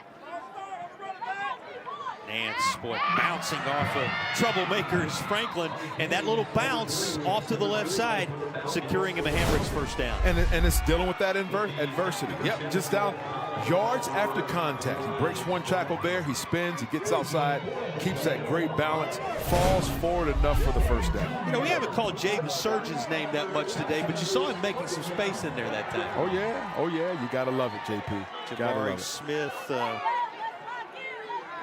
again, just a tremendous potential start to this drive for the Falcons. And that's going to be up across the 20 to the 21-yard line. 5:40 and ticking downward to go in the third quarter, trying to make a little breathing room for themselves. They turn to Frederick again. Yeah, and just grinding them out. Staying on schedule. You know, ideally, if you're an offense and you're running the ball, 3 or 4 yards a carry. That'll get you that first down. It'll keep the chains moving. It'll keep that clock moving. It starts to wear that defensive front down, and then that's when you can open up and hopefully get some of these big plays on the edges. Left side, and that's going to be in behind the receiver, trying to find a way to target Whitted over there. You know, both Whitted and Pone have already had their moments in this contest thus far. Yeah, once again, They're not getting up anything up the middle, so they're trying to get them outside with the passes. Looks like there was a miscommunication there with the receiver and the quarterback, but hopefully they'll keep things going and get something working out on those edges with those receivers as they're going in man coverage, it looks like. Brings up a third down play coming here. Yep. Third down, and they're going to need to work their way across the 25 to the 27-yard line. 71st after a valiant defensive stand a moment ago. With the football now. They'll fake the run. There's just no space on the perimeter, Eric. That swarming group of white jerseys turning it aside. That was great pursuit by that West Charlotte defensive backfield right there. You know, once again, they're just trying to get that play action inside to suck those linebackers inside. But look, great pursuit. That's 1, 2, gets there, and they pursue the football. Looks like we got a player down, but that's great pursuit on that defense. Well, fourth down play is coming, and you said it, they're having to tend to an injured Lion on the far side. It's going to give both teams a chance to gather up themselves in the huddle, and unable to make anything happen on their first touch of the second half. We settle in now, getting ready for what you would expect to be 71st kicking it away. Yeah, settling in for the long game, but you never know, JP, right? It's 4th and what? And to get it out, to get them some space. But West Charlotte, man, they were standing the flurry and able to hold off the wave of that 71st Falcons offense. Well, they discuss things after. Let's go back and recap this sequence just a bit here. You had what looked to be a potentially positive drive for West Charlotte, snuffed out by 71st deep in their own territory yet again. Now 71st has the football. You said it. They had a chance to flip the script a bit, but that has now been stalled, and here we are trying to find a rhythm in the third quarter. Feels like we're watching a heavyweight battle right now, right? Between Tyson and fill in the blank with whomever, and they're just at Holyfield, and they're throwing haymakers at each other, and they're both being able to withstand the flurry.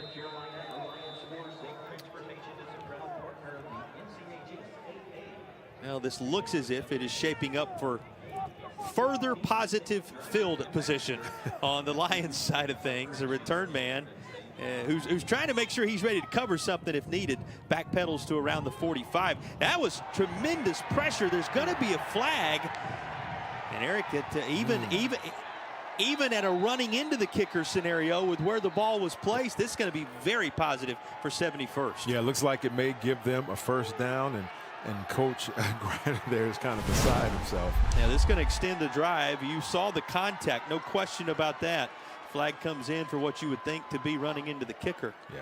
Though helmets collided just as Whitted was putting a foot into it. You know, I go back to that statement we made earlier in the game as they get set to move the chains here. What a break for 71st there.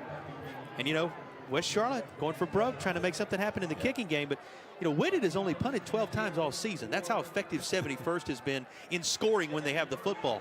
He's been out there to do it more than once today. This time it works to keep the drive alive. Yeah, and so, you know, they're both kind of in uncharted territory because, well, of course, West Charlotte has 2 losses on the schedule and 71st doesn't have any.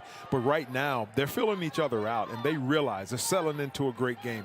I kind of thought it may be a high-scoring game coming in right now, but it's proven to be otherwise, but it's still a great football game. You mean you didn't buy 86 all over again at 3-0 with the final score there? You know, we talked about 86 a few times, but who can forget Alex Gaines during that playoff run of nearly 40 years ago, the 3 game-winning kicks in the postseason, including that 19-yarder, which was the game's only scoring for a 3-0 71st victory when these teams last met, the only time they had ever met before today. So 86 all over again takes us to 7-7 on the scoreboard, with the third quarter rapidly passing us by. How many times have we seen this from Nance? Then he zips a pass left side that is incomplete, but that is not the first time we have seen him save the day on a difficult snap. And he almost threw that away, but yeah, he did save the day. He was able to hit it. Shows what kind of an athlete he is. And that defender almost stepped in front of that for West Charlotte. But yeah, great save for Nance there, because that could have been so much worse. Well, all those basketball skills as well as the football skills coming into play for one of the great athletes in the state of North Carolina. And he and his crew now facing a 3rd down, 11, with 3.5 and a little more change on the backside of that remaining in this 3rd quarter. Happy to have you with us. 3A championship game. Our broadcast presented by Tatum and Atkinson, the heavy hitters. Caught. Nance to Nance. And inside West Charlotte territory at the 43-yard line, though once again it would appear there is a flag, and West Charlotte saying, yep, that one's not going to stand because it is in the holding area at the 33-yard line. That's tough. These timely that's really tough. Anytime you get a big positive play, but hey, it goes both ways. And I tell you something, 71st right now, they're starting to find something with throwing the ball, JP, because that middle, you could tell West Charlotte all week has been coached up on how we're going to stop them up the middle, how we're going to stop that run between the tackles, and they're realizing that, and 71st has made those adjustments and started to go out to those edges. Yeah, that's a great point you make there, Eric, with the way that they are now expanding the playbook a little bit for a team known for the way they rush the football. What does he say? Not fancy. We bring our hard hats and put our hands in the dirt and go to work. A little more than that happening for 71st right now.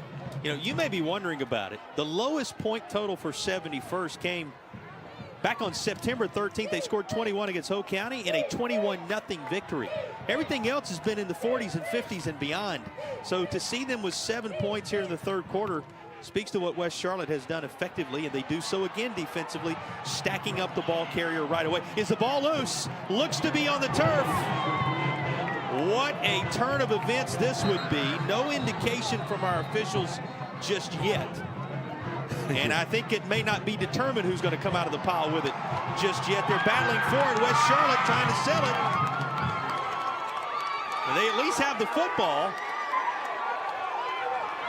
And it will be Lions ball deep in Falcons territory. Wow, that's a huge change in momentum shift right there. But the big fella's right there. That ball may have changed hands 3 or 4 times under that pile, JP. You never know, but West Charlotte comes out. What happens at the bottom of that pile? Well, that goes. We can't disclose that right it's now. Something we don't want to talk about. We'll break away. Much more to come from the 3A title game. Still locked up at 7 apiece.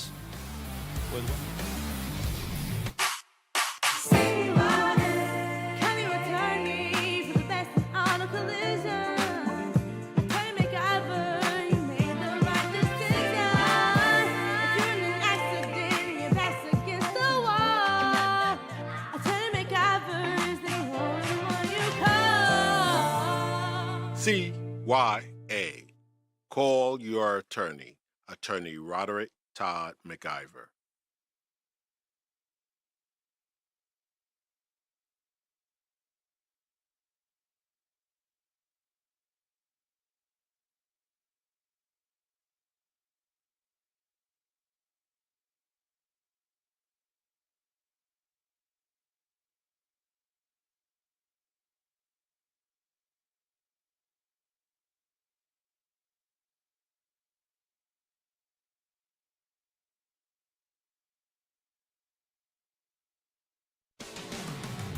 Well, the outcome of this one's still to be determined, and know where the game's going to be, any of the other superlatives we will hand out, but we will have the Tatum and Atkinson player of the game at the conclusion of this contest.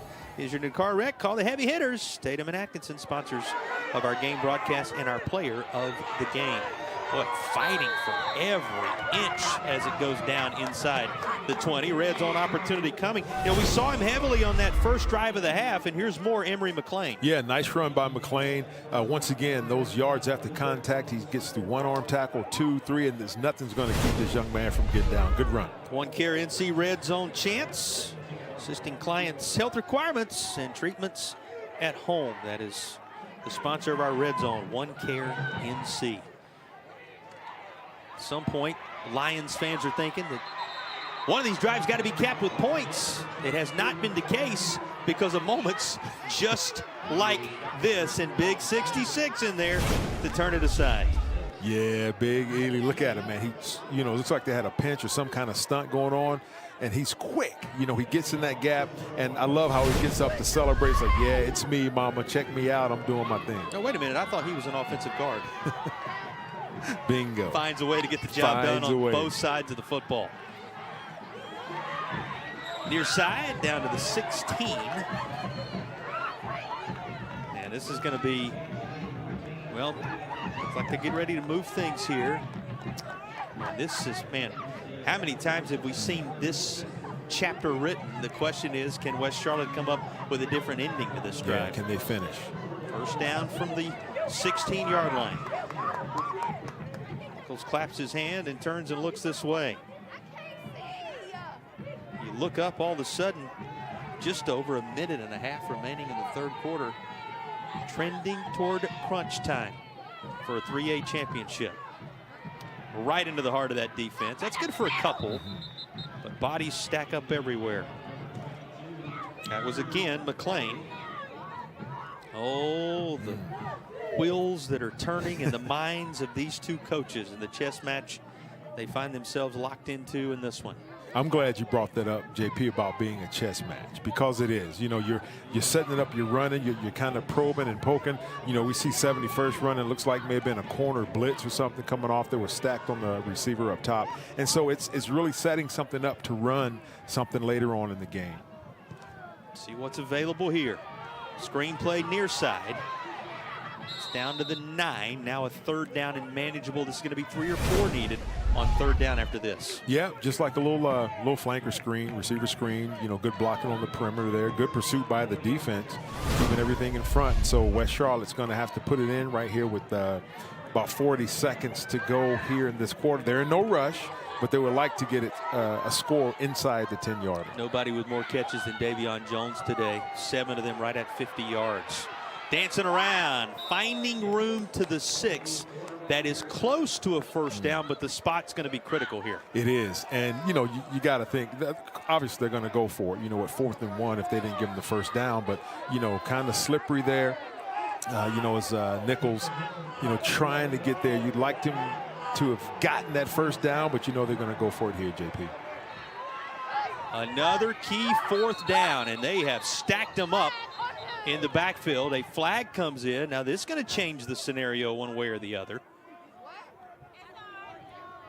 Well, now they're going to say timeout, having been called for by 71st.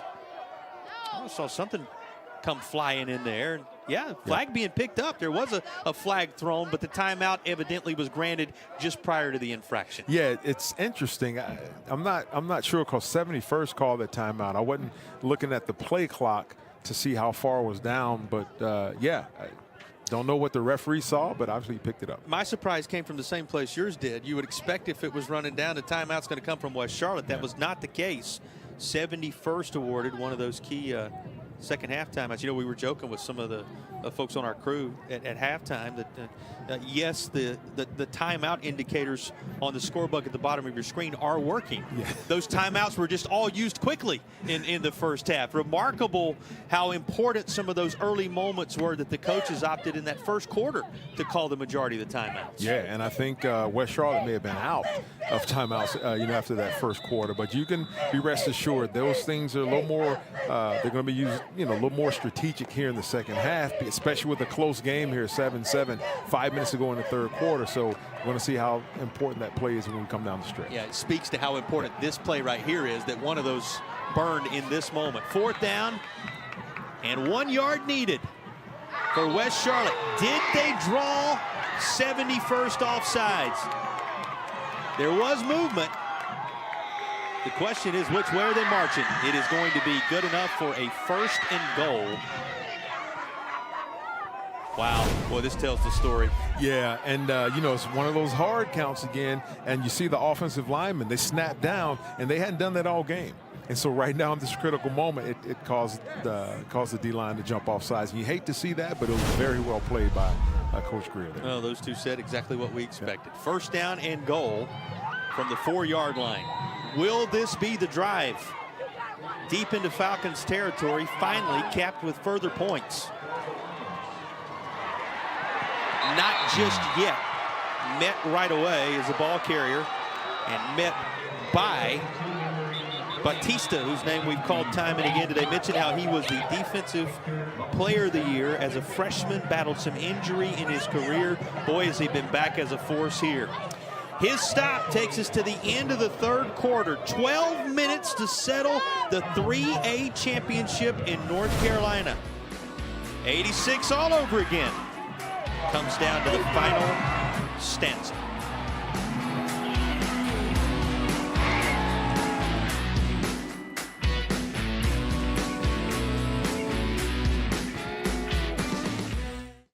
Liquor, add car keys, and it's a killer. There's really no excuse for drunk driving. If you've been injured by a drunk driver, bring your case to us. We're attorneys Tatum and Atkinson, the heavy hitters. And we hit drunk drivers hard.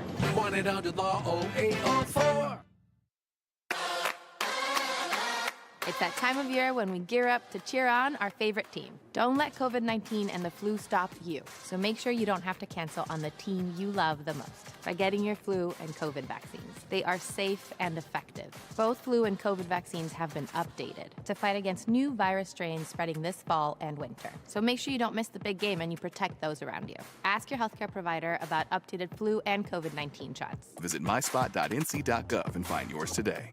The problem with these big trucks is not so much the driver. But the companies they work for. At Tatum and Atkinson, we use the experts in the technology To get you more money than their insurance company wants to pay. Because around here, you matter. 1-800-LAW-0804.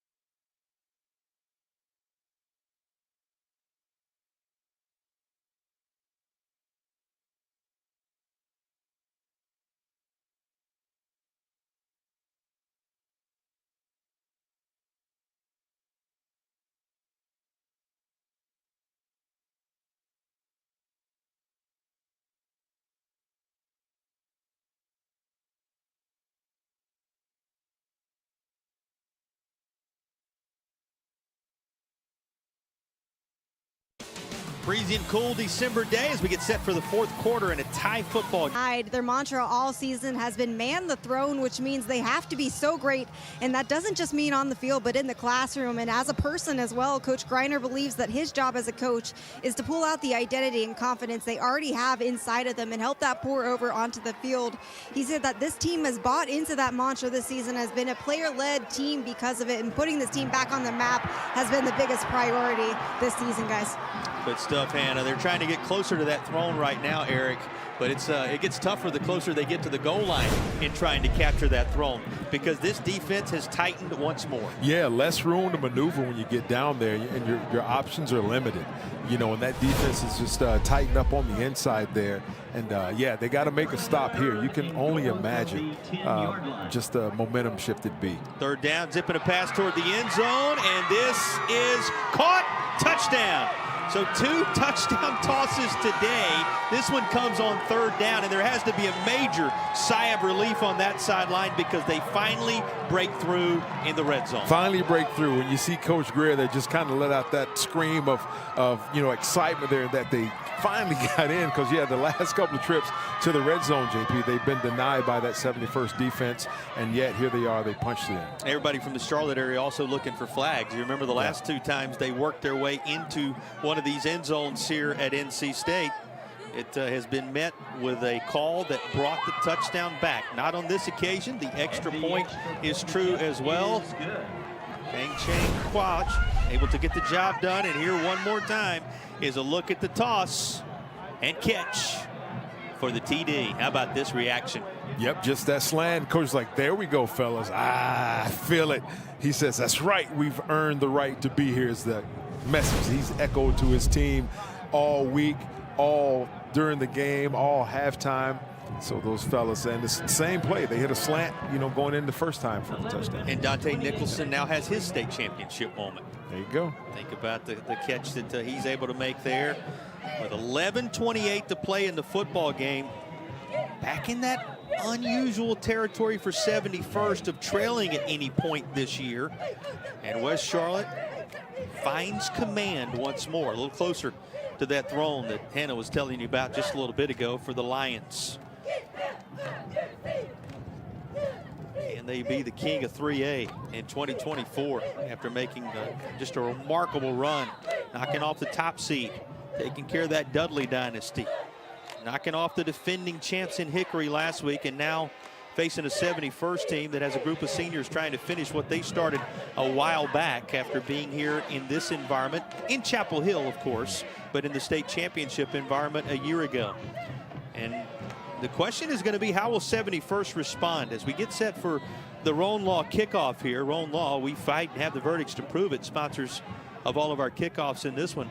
As we get set for the Roan Law kickoff, which is going to take a little longer than you might think because that stiff breeze we've been fighting up here in the booth, well, just trying to keep rosters and paperwork where it needs to be, will not allow the football to stay upright on the tee. Seems like it's made its way down to the field and taking his wrath off of us.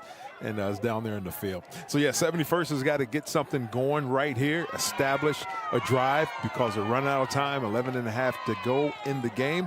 Got to get something going here. The question was going to be, if it's a close game, how would they respond to something they had not really dealt with at any point this season? We're going to have the answer to that question here in the fourth quarter. This one going to be returned. There is more up across the 20 to the 25-yard line. Let's look back at this scoring drive, capped with the 10-yard reception by Nicholson. Yeah, it's just no panicking, JP. 9 plays, 27 yards. It's no panicking. They're just saying, hey, we've earned the right to be here. Let's do what we do. Play within side of ourselves. Do your job. Sustain your blocks. Run your routes. Catch the ball when it's thrown to you. Squeeze it tight when when it's handed off to you, and you'll be successful. And that's what they did on that drive there. That's our McIver Law Firm scoring summary for the past drive. CYA, call your attorney, Roderick T. McIver. A little bit of room near side, that's all. And this front telling you how little the room is going to be. Among those there on the scene, Sincere Gray to snuff this out. Yeah, and that looks like it was a direct snap there to number 14, Sean Pone. And looks like Nance is limping a little bit there, JP. Not too sure what's going on with him, if he's healthy enough to go. But he's out there, so obviously he's healthy enough to go. But looks like he's got a little hitch in his giddy up. And we've seen both Nances. You talk about Pone there, who they will utilize in every way possible. Taking it directly on that last one. Nance back there where you're used to him being, and just before he can start this play, this appears as if it's going to be another flag for movement on the 71st side of things. This is something that has plagued the Falcons throughout the day. It has, JP, and once again, as a coach, it kind of drives you stir crazy to see these pre-snap and post-snap penalties, and they've had their fair share today. He remembered against Hickory some of the things they felt like that took away some of the opportunities in front of them a year ago in Chapel Hill. The penalty piece of it, something that's going to stick out right now, but a lot of time for his explosive crew to right the ship and change the outcome. Let's see if it happens here on second down. Nance again dealing with a bobble situation, but hey, maybe it caught the defense a bit off guard as well, because he finds Jaden Surgeon over the middle to move the chain. Boy, been impressed with the four-year starter. How many times he's dealt with moments just like this? Yeah, you probably figure this kid can juggle, right? But number 45 there, Surgeon, he had the false start, right, on the play before. So you can kind of tell that I'm getting the ball. So he really wanted to get that jump off, and he did. And, the coach didn't change the play because it was still there. Those vertical routes running against the zone, it's going to be open every time. Yeah, it turns out it was a great play call. Yep. Sets a new set of downs at the 38-yard line. Well, this time around, it's Pone again. He's handling the football to the tune of right across the right side. That's good for a few. You'll take that on first down. He gets 4 once they sort it all out. Closing in on 9.5 minutes to play, 71st finding themselves down a touchdown, but on the move here as they work toward midfield. Have the Falcons had the football at any point not having to dig out of the depths of their own territory? I can't remember it if they have. Right. Facing that adversity, but that's part of championship pedigree, is being able to deal with the adversity that comes your way. And you credit West Charlotte with controlling the field position battle today. It's going to be caught by Whitted, and he's going to be covered up pretty quickly. That was covered well by Daniels, whose name we've called a couple of times today. Big third down coming here. Yeah, and credit to that 71st offensive staff. They've had trouble running the ball up the middle, and so they're getting it out to the playmakers out on the edges of their receivers there, and see if they can make something happen. This team back for a second straight year, coming up just short 33-26 at the hands of Hickory a year ago. That same Hickory team that West Charlotte knocked off. They would be defeating the two teams that played for the title last year in succession if they can close this off. But third down for 71st as they try and change that outcome. Pone again, you saw him right where he needed to be, but he's going to be about 1.5 yards shy. And now a fourth down decision coming at around the 46, 47 yard line. Yeah, 4th and 1, maybe 4th and 2. You got to think that they're going to go for this. Maybe beef up in the middle, get a couple extra blockers in there and go for it. You have to. You're running out of time. 8 minutes to go here in the game. You're playing for all the marbles. Donovan Frederick, ring a bell when you talk about needing 1 yard or 2. He's right there off the right hip of the guy at the helm right now, and that continues to be Sean Pone. The celebration for West Charlotte is the result of another movement scenario, a false start penalty that is going to back 71st up again. This changes the play call, JP, whereas you may have been thinking a tush push or something, just 1 yard or 2. Now you're looking at a 6 or 7 yard 4th down, and that changes what you call in the huddle. If you even run it, you may go ahead and punt. I was going to say, does it change your decision in full about whether you even try this? I mean, the one thing that 71st has been unable to do, and he said it going in to this second half, is flip the field. Would a punt perhaps serve that purpose for you if your defense can get a stop, because they've been playing from behind the 8 ball in many ways today? Well, a little more time needed to make that decision. We'll break away also. 3A title game continues in a moment from Raleigh. It's the Get Holiday Ready sales event with the Ford crew. Final day. What do we got? Big inventory, big deals, and a big grand finale final days finish. Ford SUVs. Bring it, Mother Nature. The Built Wild Bronco family. Goat modes. Goes over any type of terrain. She knows. F-Series, best-selling truck for 47 years. Final days. Exciting. Yeah. Hurry, get 1.9% for 60 months plus $93.92 in total savings on a 2024 Ford F-150 hybrid.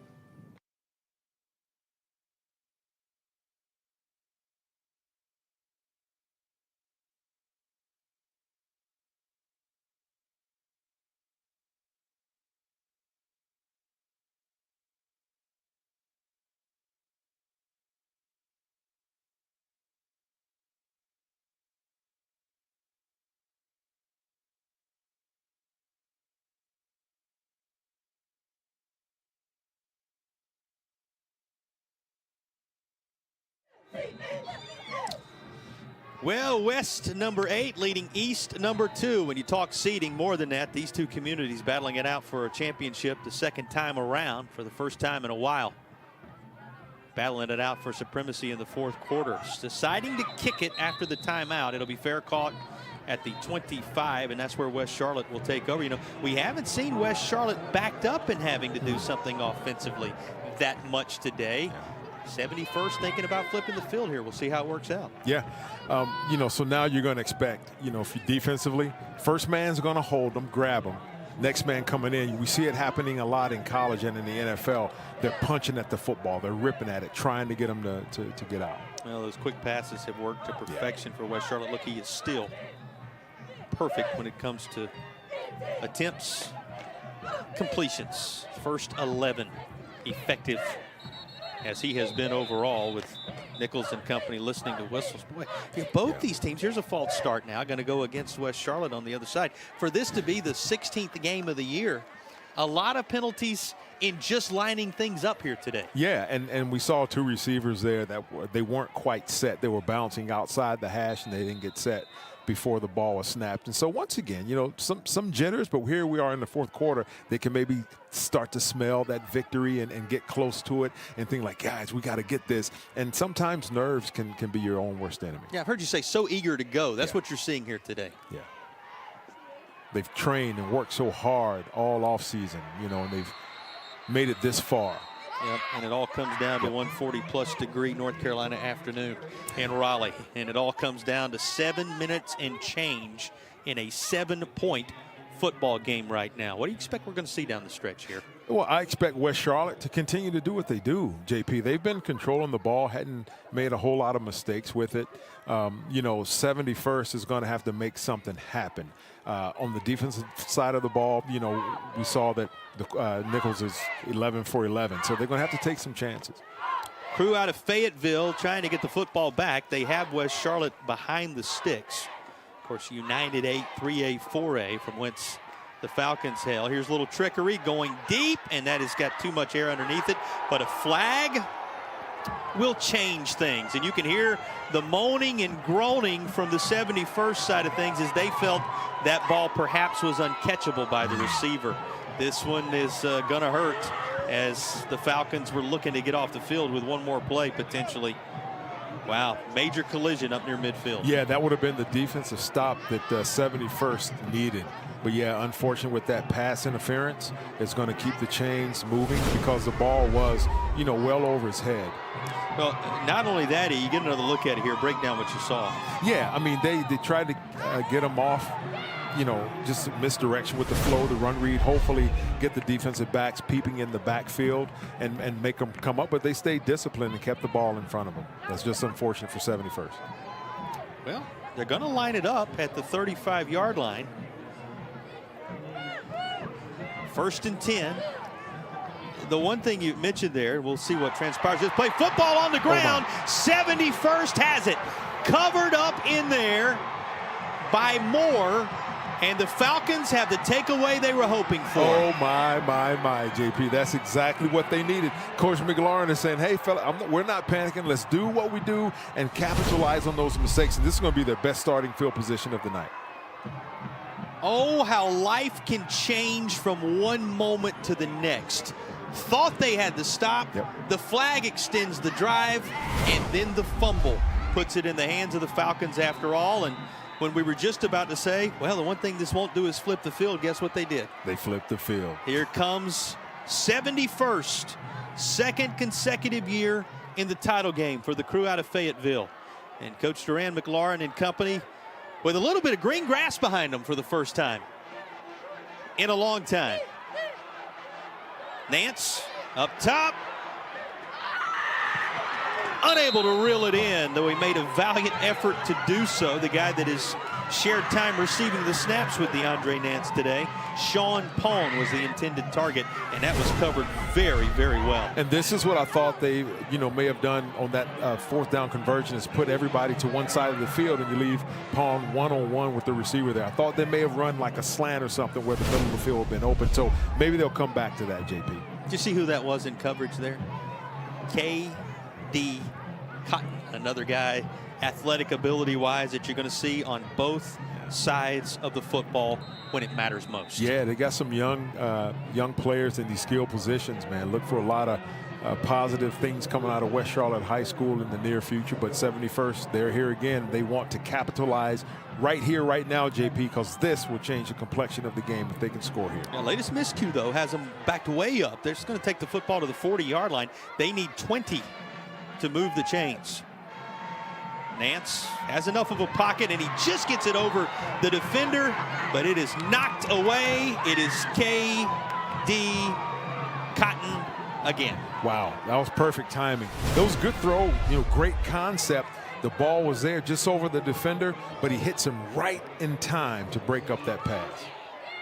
Like another guy used to wear some Carolina blue at one point. I won't say how long ago.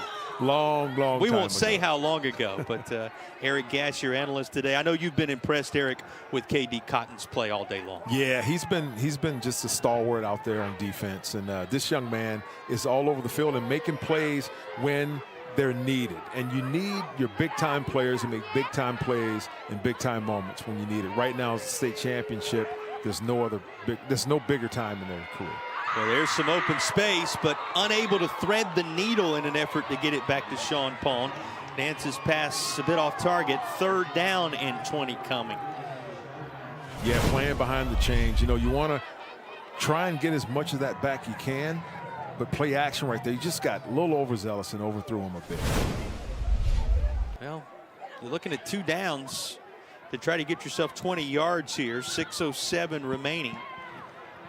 Jones, another one of those guys who we've talked a lot about on the offensive side of the football, who you see here where it matters defensively. Line to make is the 20-yard line. Getting into the red zone would mean a good spot, and this is a bit off target. We're trying to swing Jason Franklin out, and Nance, who you noticed has been a bit uncomfortable at times today, is just a bit off the mark on these last 2 passes. Yeah, not sure if it's a knee or ankle or something, but yeah, he's been kind of gimping around a little bit, and that throws you off. It throws off your timing.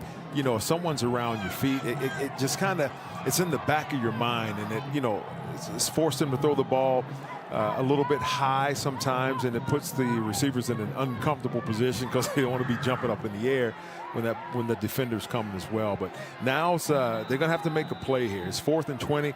You know, there's not a whole lot of 4th and 20 plays that a coach has in his playbook. And now you got to have all 20 at once. They're going to talk about it to see what is available in the playbook. 6:03 to play in the state championship game.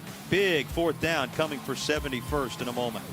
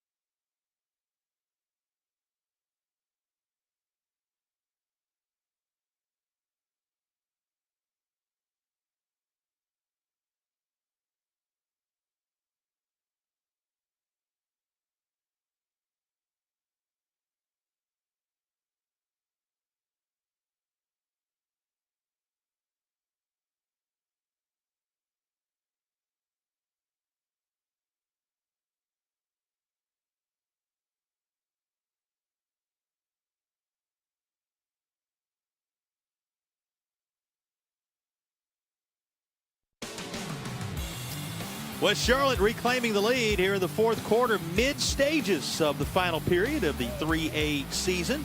At some point in this 4th quarter, we'll have the Carolina Ford Dealers drive of the game. Have we seen it yet? Only time will tell. 4th down and 20. They need the 20 as the Falcons try to dial up something to extend the drive. Pressure coming from the far side, and Nance not going to be able to get enough underneath this. It will be West Charlotte football as the Lions hold, and that picture's worth 1,000 words. Nance a little more shaken up here. It was a tough go of it for Nance on that drive, trying to complete something once they were behind the sticks. Yeah, you know, you get the turnover, you're in plus territory, and you can't make something happen. And, you know, at 4th and 20, we're kind of talking during the break, JP. What do you call? You don't have that in your playbook to call a 4th and 20. So, you know, it's not like the NFL to where if you get a PI or pass interference call, you get an automatic 1st down. You just get the 15 yards, and they'd still be behind the chains, you know, so it's tough. Also use their timeouts there, particularly burning what, according to the scoreboard here, as you glance at it, was the final timeout for 71st. So under 6 minutes to play. You have to work to get the ball back pretty quickly here. Yeah, you are, and hope, you know, and they got the ball because there was a mistake on the handoff for West Charlotte.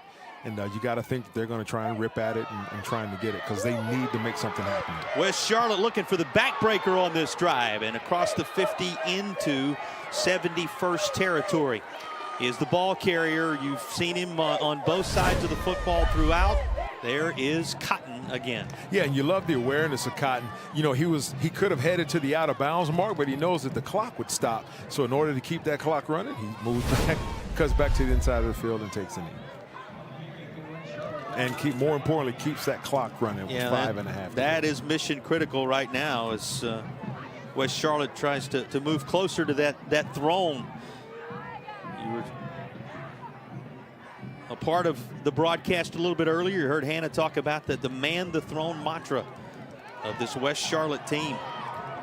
They will have unseated the top seed Irwin, unseated Dudley, and unseated is really the word, Hickory, a week ago, the reigning champions, before tangling with the 71st team that kept him from a championship back in '86 and was here a year ago. But his team on the verge with another first down or two here of getting the job done in full. Second down, and they need about 5 from inside Falcons territory. Screen play near the marker, about a yard shy. Well, this with the slide there, they're going to give him progress all the way to the 39. That's going to be very close to a first down, if not enough. And they will say, by eyeballing it, move the chains. There's a first down.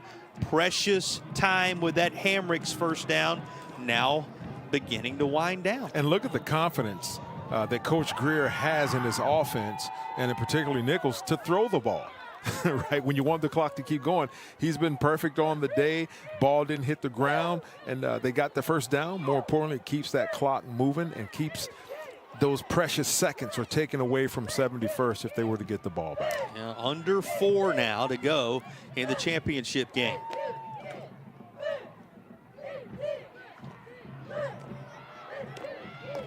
Six or 7 here on a toss into the hands of Emory McLean. You know, McLean has put together a workman-like day in which he has carried a good portion of the second half load. Yeah, just kind of quiet, going about doing his job.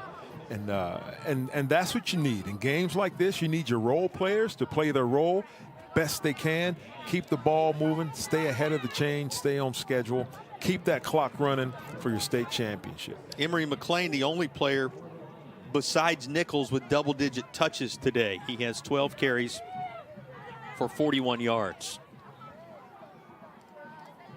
3 and change to go. This is blown up right away. That was a had-to-have-it moment for 71st, and the red jerseys swarmed to the football. Yeah, hopefully, 71st can get a stop, right? And get the ball back and try and make something happen right now. But good call by Nichols. I mean, that play was doomed from the start, and this is what 71st had wanted to do from the very jump, is create havoc in the backfield. Among the Falcons flocking to the ball was Hector Batista, whose name we've called time and again. And this third down may very well be the football game. 2.5 to play. First down, and with no timeouts for 71st, it would get real tough if they don't stop this third down. They will. Falcons forcing a 4th and about 6 from the 36, and now the decision he and his staff make will determine whether things are over now or the outcome lingers a little longer. Yeah, you can best believe it's not going to be 27 seconds sooner. They're going to let this clock run down, to play the clock game. There you go. They still have those 2 timeouts, and so Coach Greer is going to let the clock run down and call a timeout. And this play call on the backside of the timeout going to be the moment of the afternoon thus far for West Charlotte. Now you saw, just in case, Dang Chenquach getting ready to go should he be called upon. The junior kicker who been perfect on a couple of extra point tries today, but points from him would make it real difficult for Coach McLaurin and company. They would need something beyond just the score that has been elusive. And, we don't need to let this fourth quarter pass us by, whatever the outcome is here, Eric, without mentioning the point totals in recent days for this 71st team.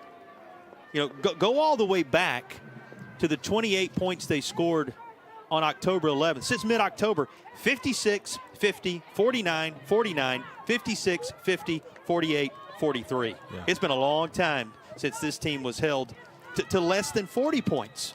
They're sitting with just the one score right now and wondering if they'll even get the football back. Here's the moment that will determine it. 4th down call for West Charlotte. Perhaps a title on the line on this play. Now deciding to toss it toward the sideline. Did he keep a foot in? Incomplete. And that will mean 71st is going to have a crack at it. They tried to go to Cotton, who had been the premier player on this drive and has been one of the premier players on this season, but this is just out of reach to keep it in bounds. Yeah, great concept. Almost got his feet in bounds. Just, had he been, if he's 6'4", maybe that's a completed pass. But here we have 71st. Now, these are the situations, JP, that you talk about. You're in practice and you rep them. All right, we got a minute and a half to go. We're down a touchdown. We have to score. We got to go to the length of the field. Let's get it done right now. Now's the time for 71st to do it. That's why we do what we do. 86 all over again. Those who made the 158-mile journey from Charlotte are the 86-mile journey from Fayetteville. It's why they came, to see what happens on this drive. First toss going to be in the direction of Sean Pone. Positive yards. But again, 71st unable to stop the clock as they look for the drive that would equalize and give us some extra football today. 120 and ticking downward. Got to have a sense of urgency here. You have to, JP. I mean, you can practice it all you want, but until you get in the game and have to run it, it's where it's vastly important. He stayed in bounds. He didn't get out. That clock continues to run. A penalty, or sorry, not a penalty, but if he's hurt, that will stop the clock to take care of that injured player. But yeah, they cannot stop it. With 1 minute and 3 to go, they're going to have to take some shots downfield, but it's going to have to be toward the sideline because you got to get out to stop that clock. Well, and you don't want this. Sean Pond, one of the great weapons on the 71st side of things when they need a quick march, is the individual down here being tended to. Of course, Pond, we told you, talented sophomore with all of his speed. He's taken some direct snaps today. He's been involved a number of ways offensively. Let's see if we can tell what happened to him here. Yeah, he catches it, and pushes his foot in the ground and tries to get outside. He may have taken a helmet to the hip or something like that. You just never know, JP.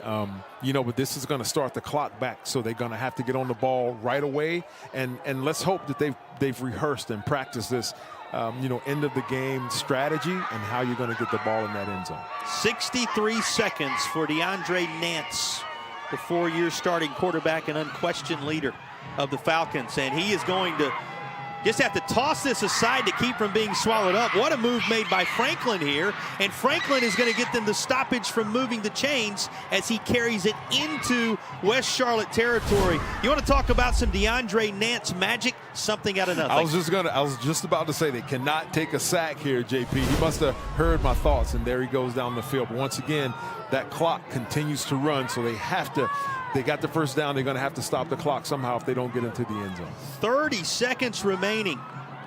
No timeouts for the Falcons.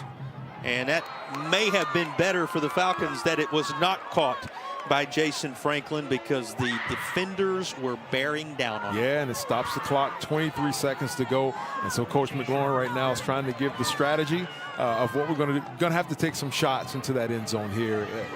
If not now, JP, you're going to have to be calculated. At least if you don't get that first down to get out of bounds, you're going to have to take some shots. Pawn is back out there. He's a target.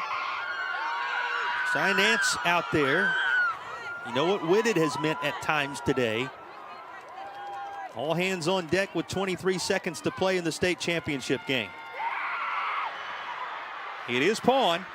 It is a first down. Things will stop momentarily just inside the 25-yard line with the Hamricks first down.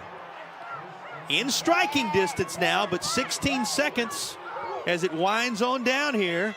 Oh my, it looks like he tried to catch it, to clock it, but he mishandled the snap. And that's going to mean perhaps the ball game. We'll see how they sort this out. The clock winds down to 0.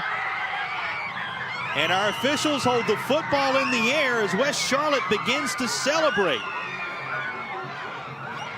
Oh my. What a way to end the game. He was trying to clock it, but mishandled the snap, JP, and therefore it was a fumble. and they couldn't stop the clock. He had to down it, but the clock continued to run because it was not an incomplete forward pass. And the West Charlotte Lions pour out onto the field after a championship moment secured. One last gasp from the 71st Falcons turned aside, and this group, having knocked off the top seed in Irwin 58-0, a Dudley dynasty 39, I should say, to 13.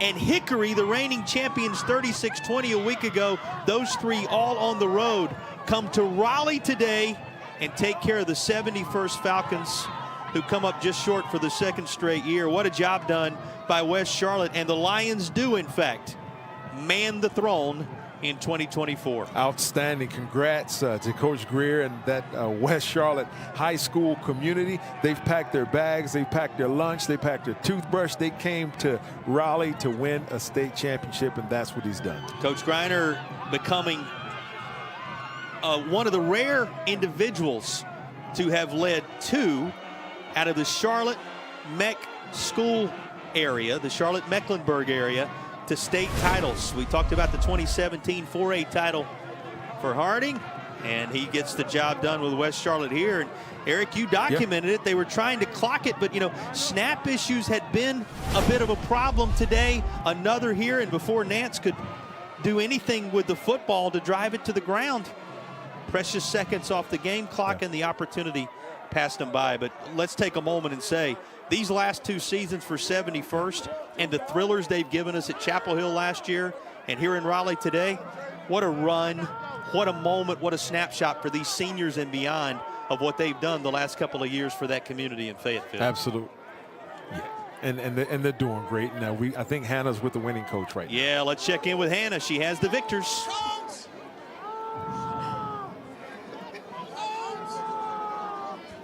Coach, you knew this was going to be tough in the trenches today. How did your team refuse to be denied? It's just what these kids are about. I'm just happy to be a part of it. No one thought it's going to be a 14-7 game, but how about our defense, the resiliency, the toughness? I mean, they're like a giant. It was like David versus Goliath, but our kids are built with a spirit inside of them. You can't be denied, and it's just a beautiful thing to watch. I saw you fall to your knees when you were announced that you were the winners. What's the emotions running through your head right now? Yeah, God is good. I'm nothing without my Lord and Savior, Jesus Christ. And he's blessed me to be a part of this. I'm just happy to be the head coach. It's got nothing to do with me, but God is good. Now, I've heard the saying that West Charlotte pride is nationwide. You're bringing back a state title to this community for the first time in 30 years. What does this mean to this program and the community? That's why I'm here. I told everybody, as long as I coach high school football, I'll be at West Charlotte as long as they have me. It's different here, and I appreciate every aspect of it. The trials, the tribulations, and the passion. And you just can't get it anywhere else. It's a roller coaster sometimes, but it's just so special to be a part of. Well, congratulations, a phenomenal performance. Congratulations, Coach. Thank you. Guys.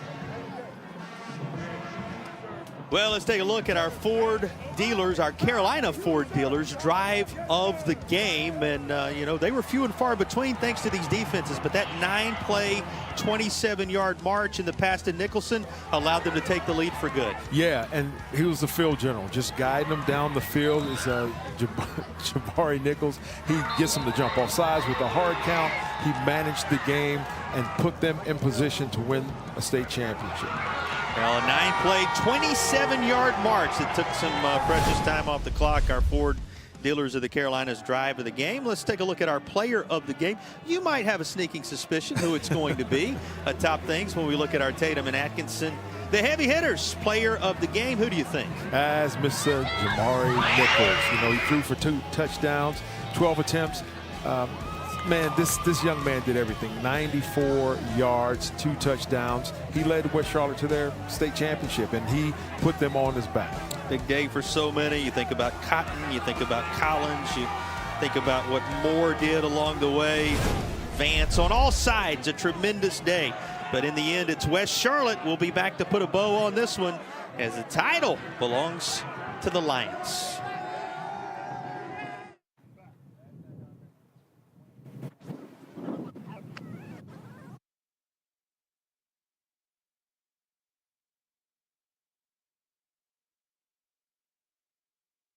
It's the Get Holiday Ready sales event with the Ford crew. Final day. What do we got? Big inventory, big deals, and a big grand finale final days finish. Ford SUVs. Bring it, Mother Nature! The built wild Bronco family. Goat modes. Goes over any type of terrain. She knows. F-Series, best-selling truck for 47 years. Final days. Exciting. Hurry, get 1.9% for 60 months plus $93.92 in total savings on a 2024 Ford F-150 hybrid.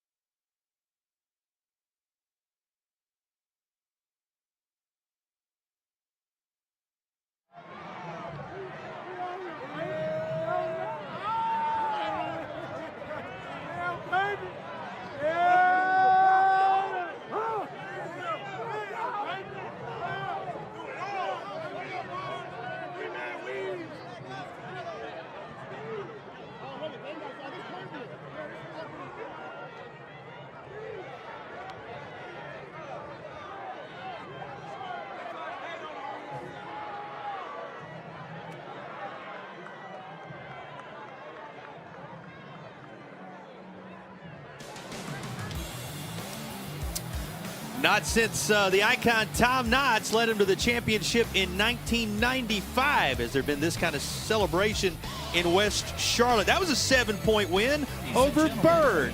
Here's a 7-point win over 71st, and they avenge 86 in winning the school's second title all time. Let's listen in as the awards are presented. NCHSAA board president.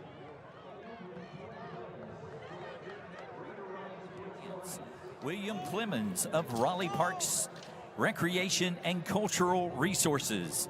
NCHSAA Commissioner Q. Tucker. NCHSAA Assistant Commissioner for Sports, Championships and Compliance, Brad Alford. Wells Fargo is the official sponsor of the NCHSAA Awards program. Now, we ask the captains and the head coach of 71st to come forward to receive the state runner-up plaque.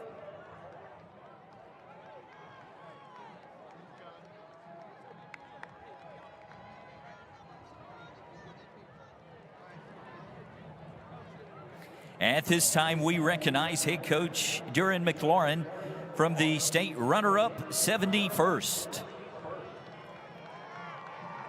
Please join us in a round of applause for 71st. You have had an outstanding season and are to be commended for your achievements.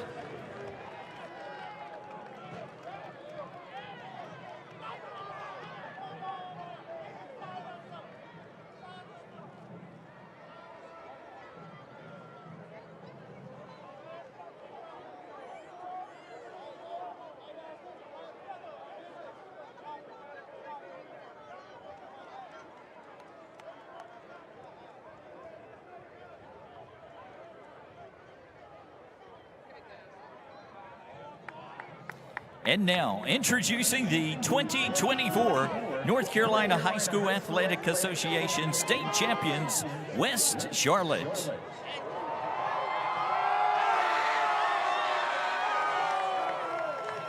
At this time, we recognize head coach Sam Greiner of the state champions from West Charlotte.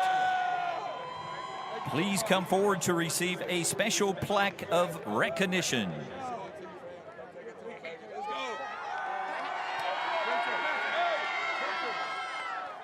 And we now ask the captains of the state champions to join their head coach to receive their championship plaque and their championship banner. Members of the state champions will also be receiving special commemorative shirts.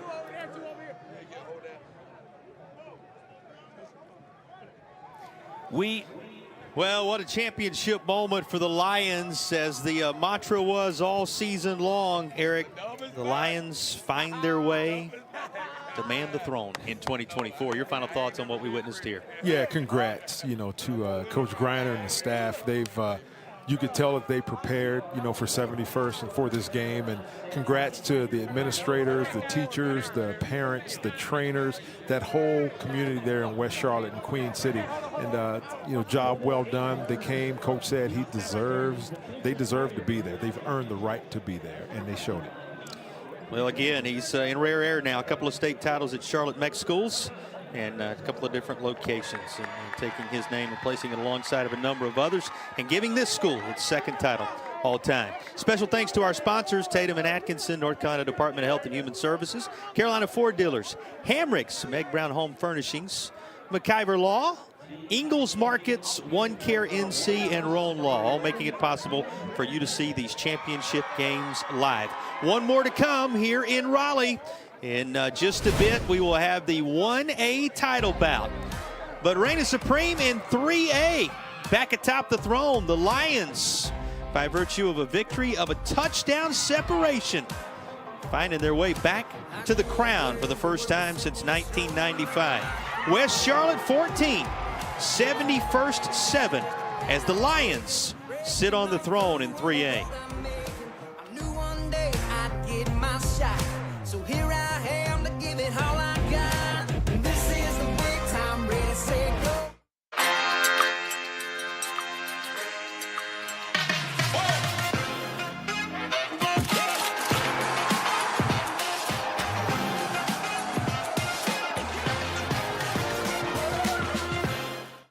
Life can be tough. The daily grind, the pressures, the uncertainties, it all adds up. Let's be open and honest about our mental health. Let's support each other when we're hurting, because it's okay not to be okay.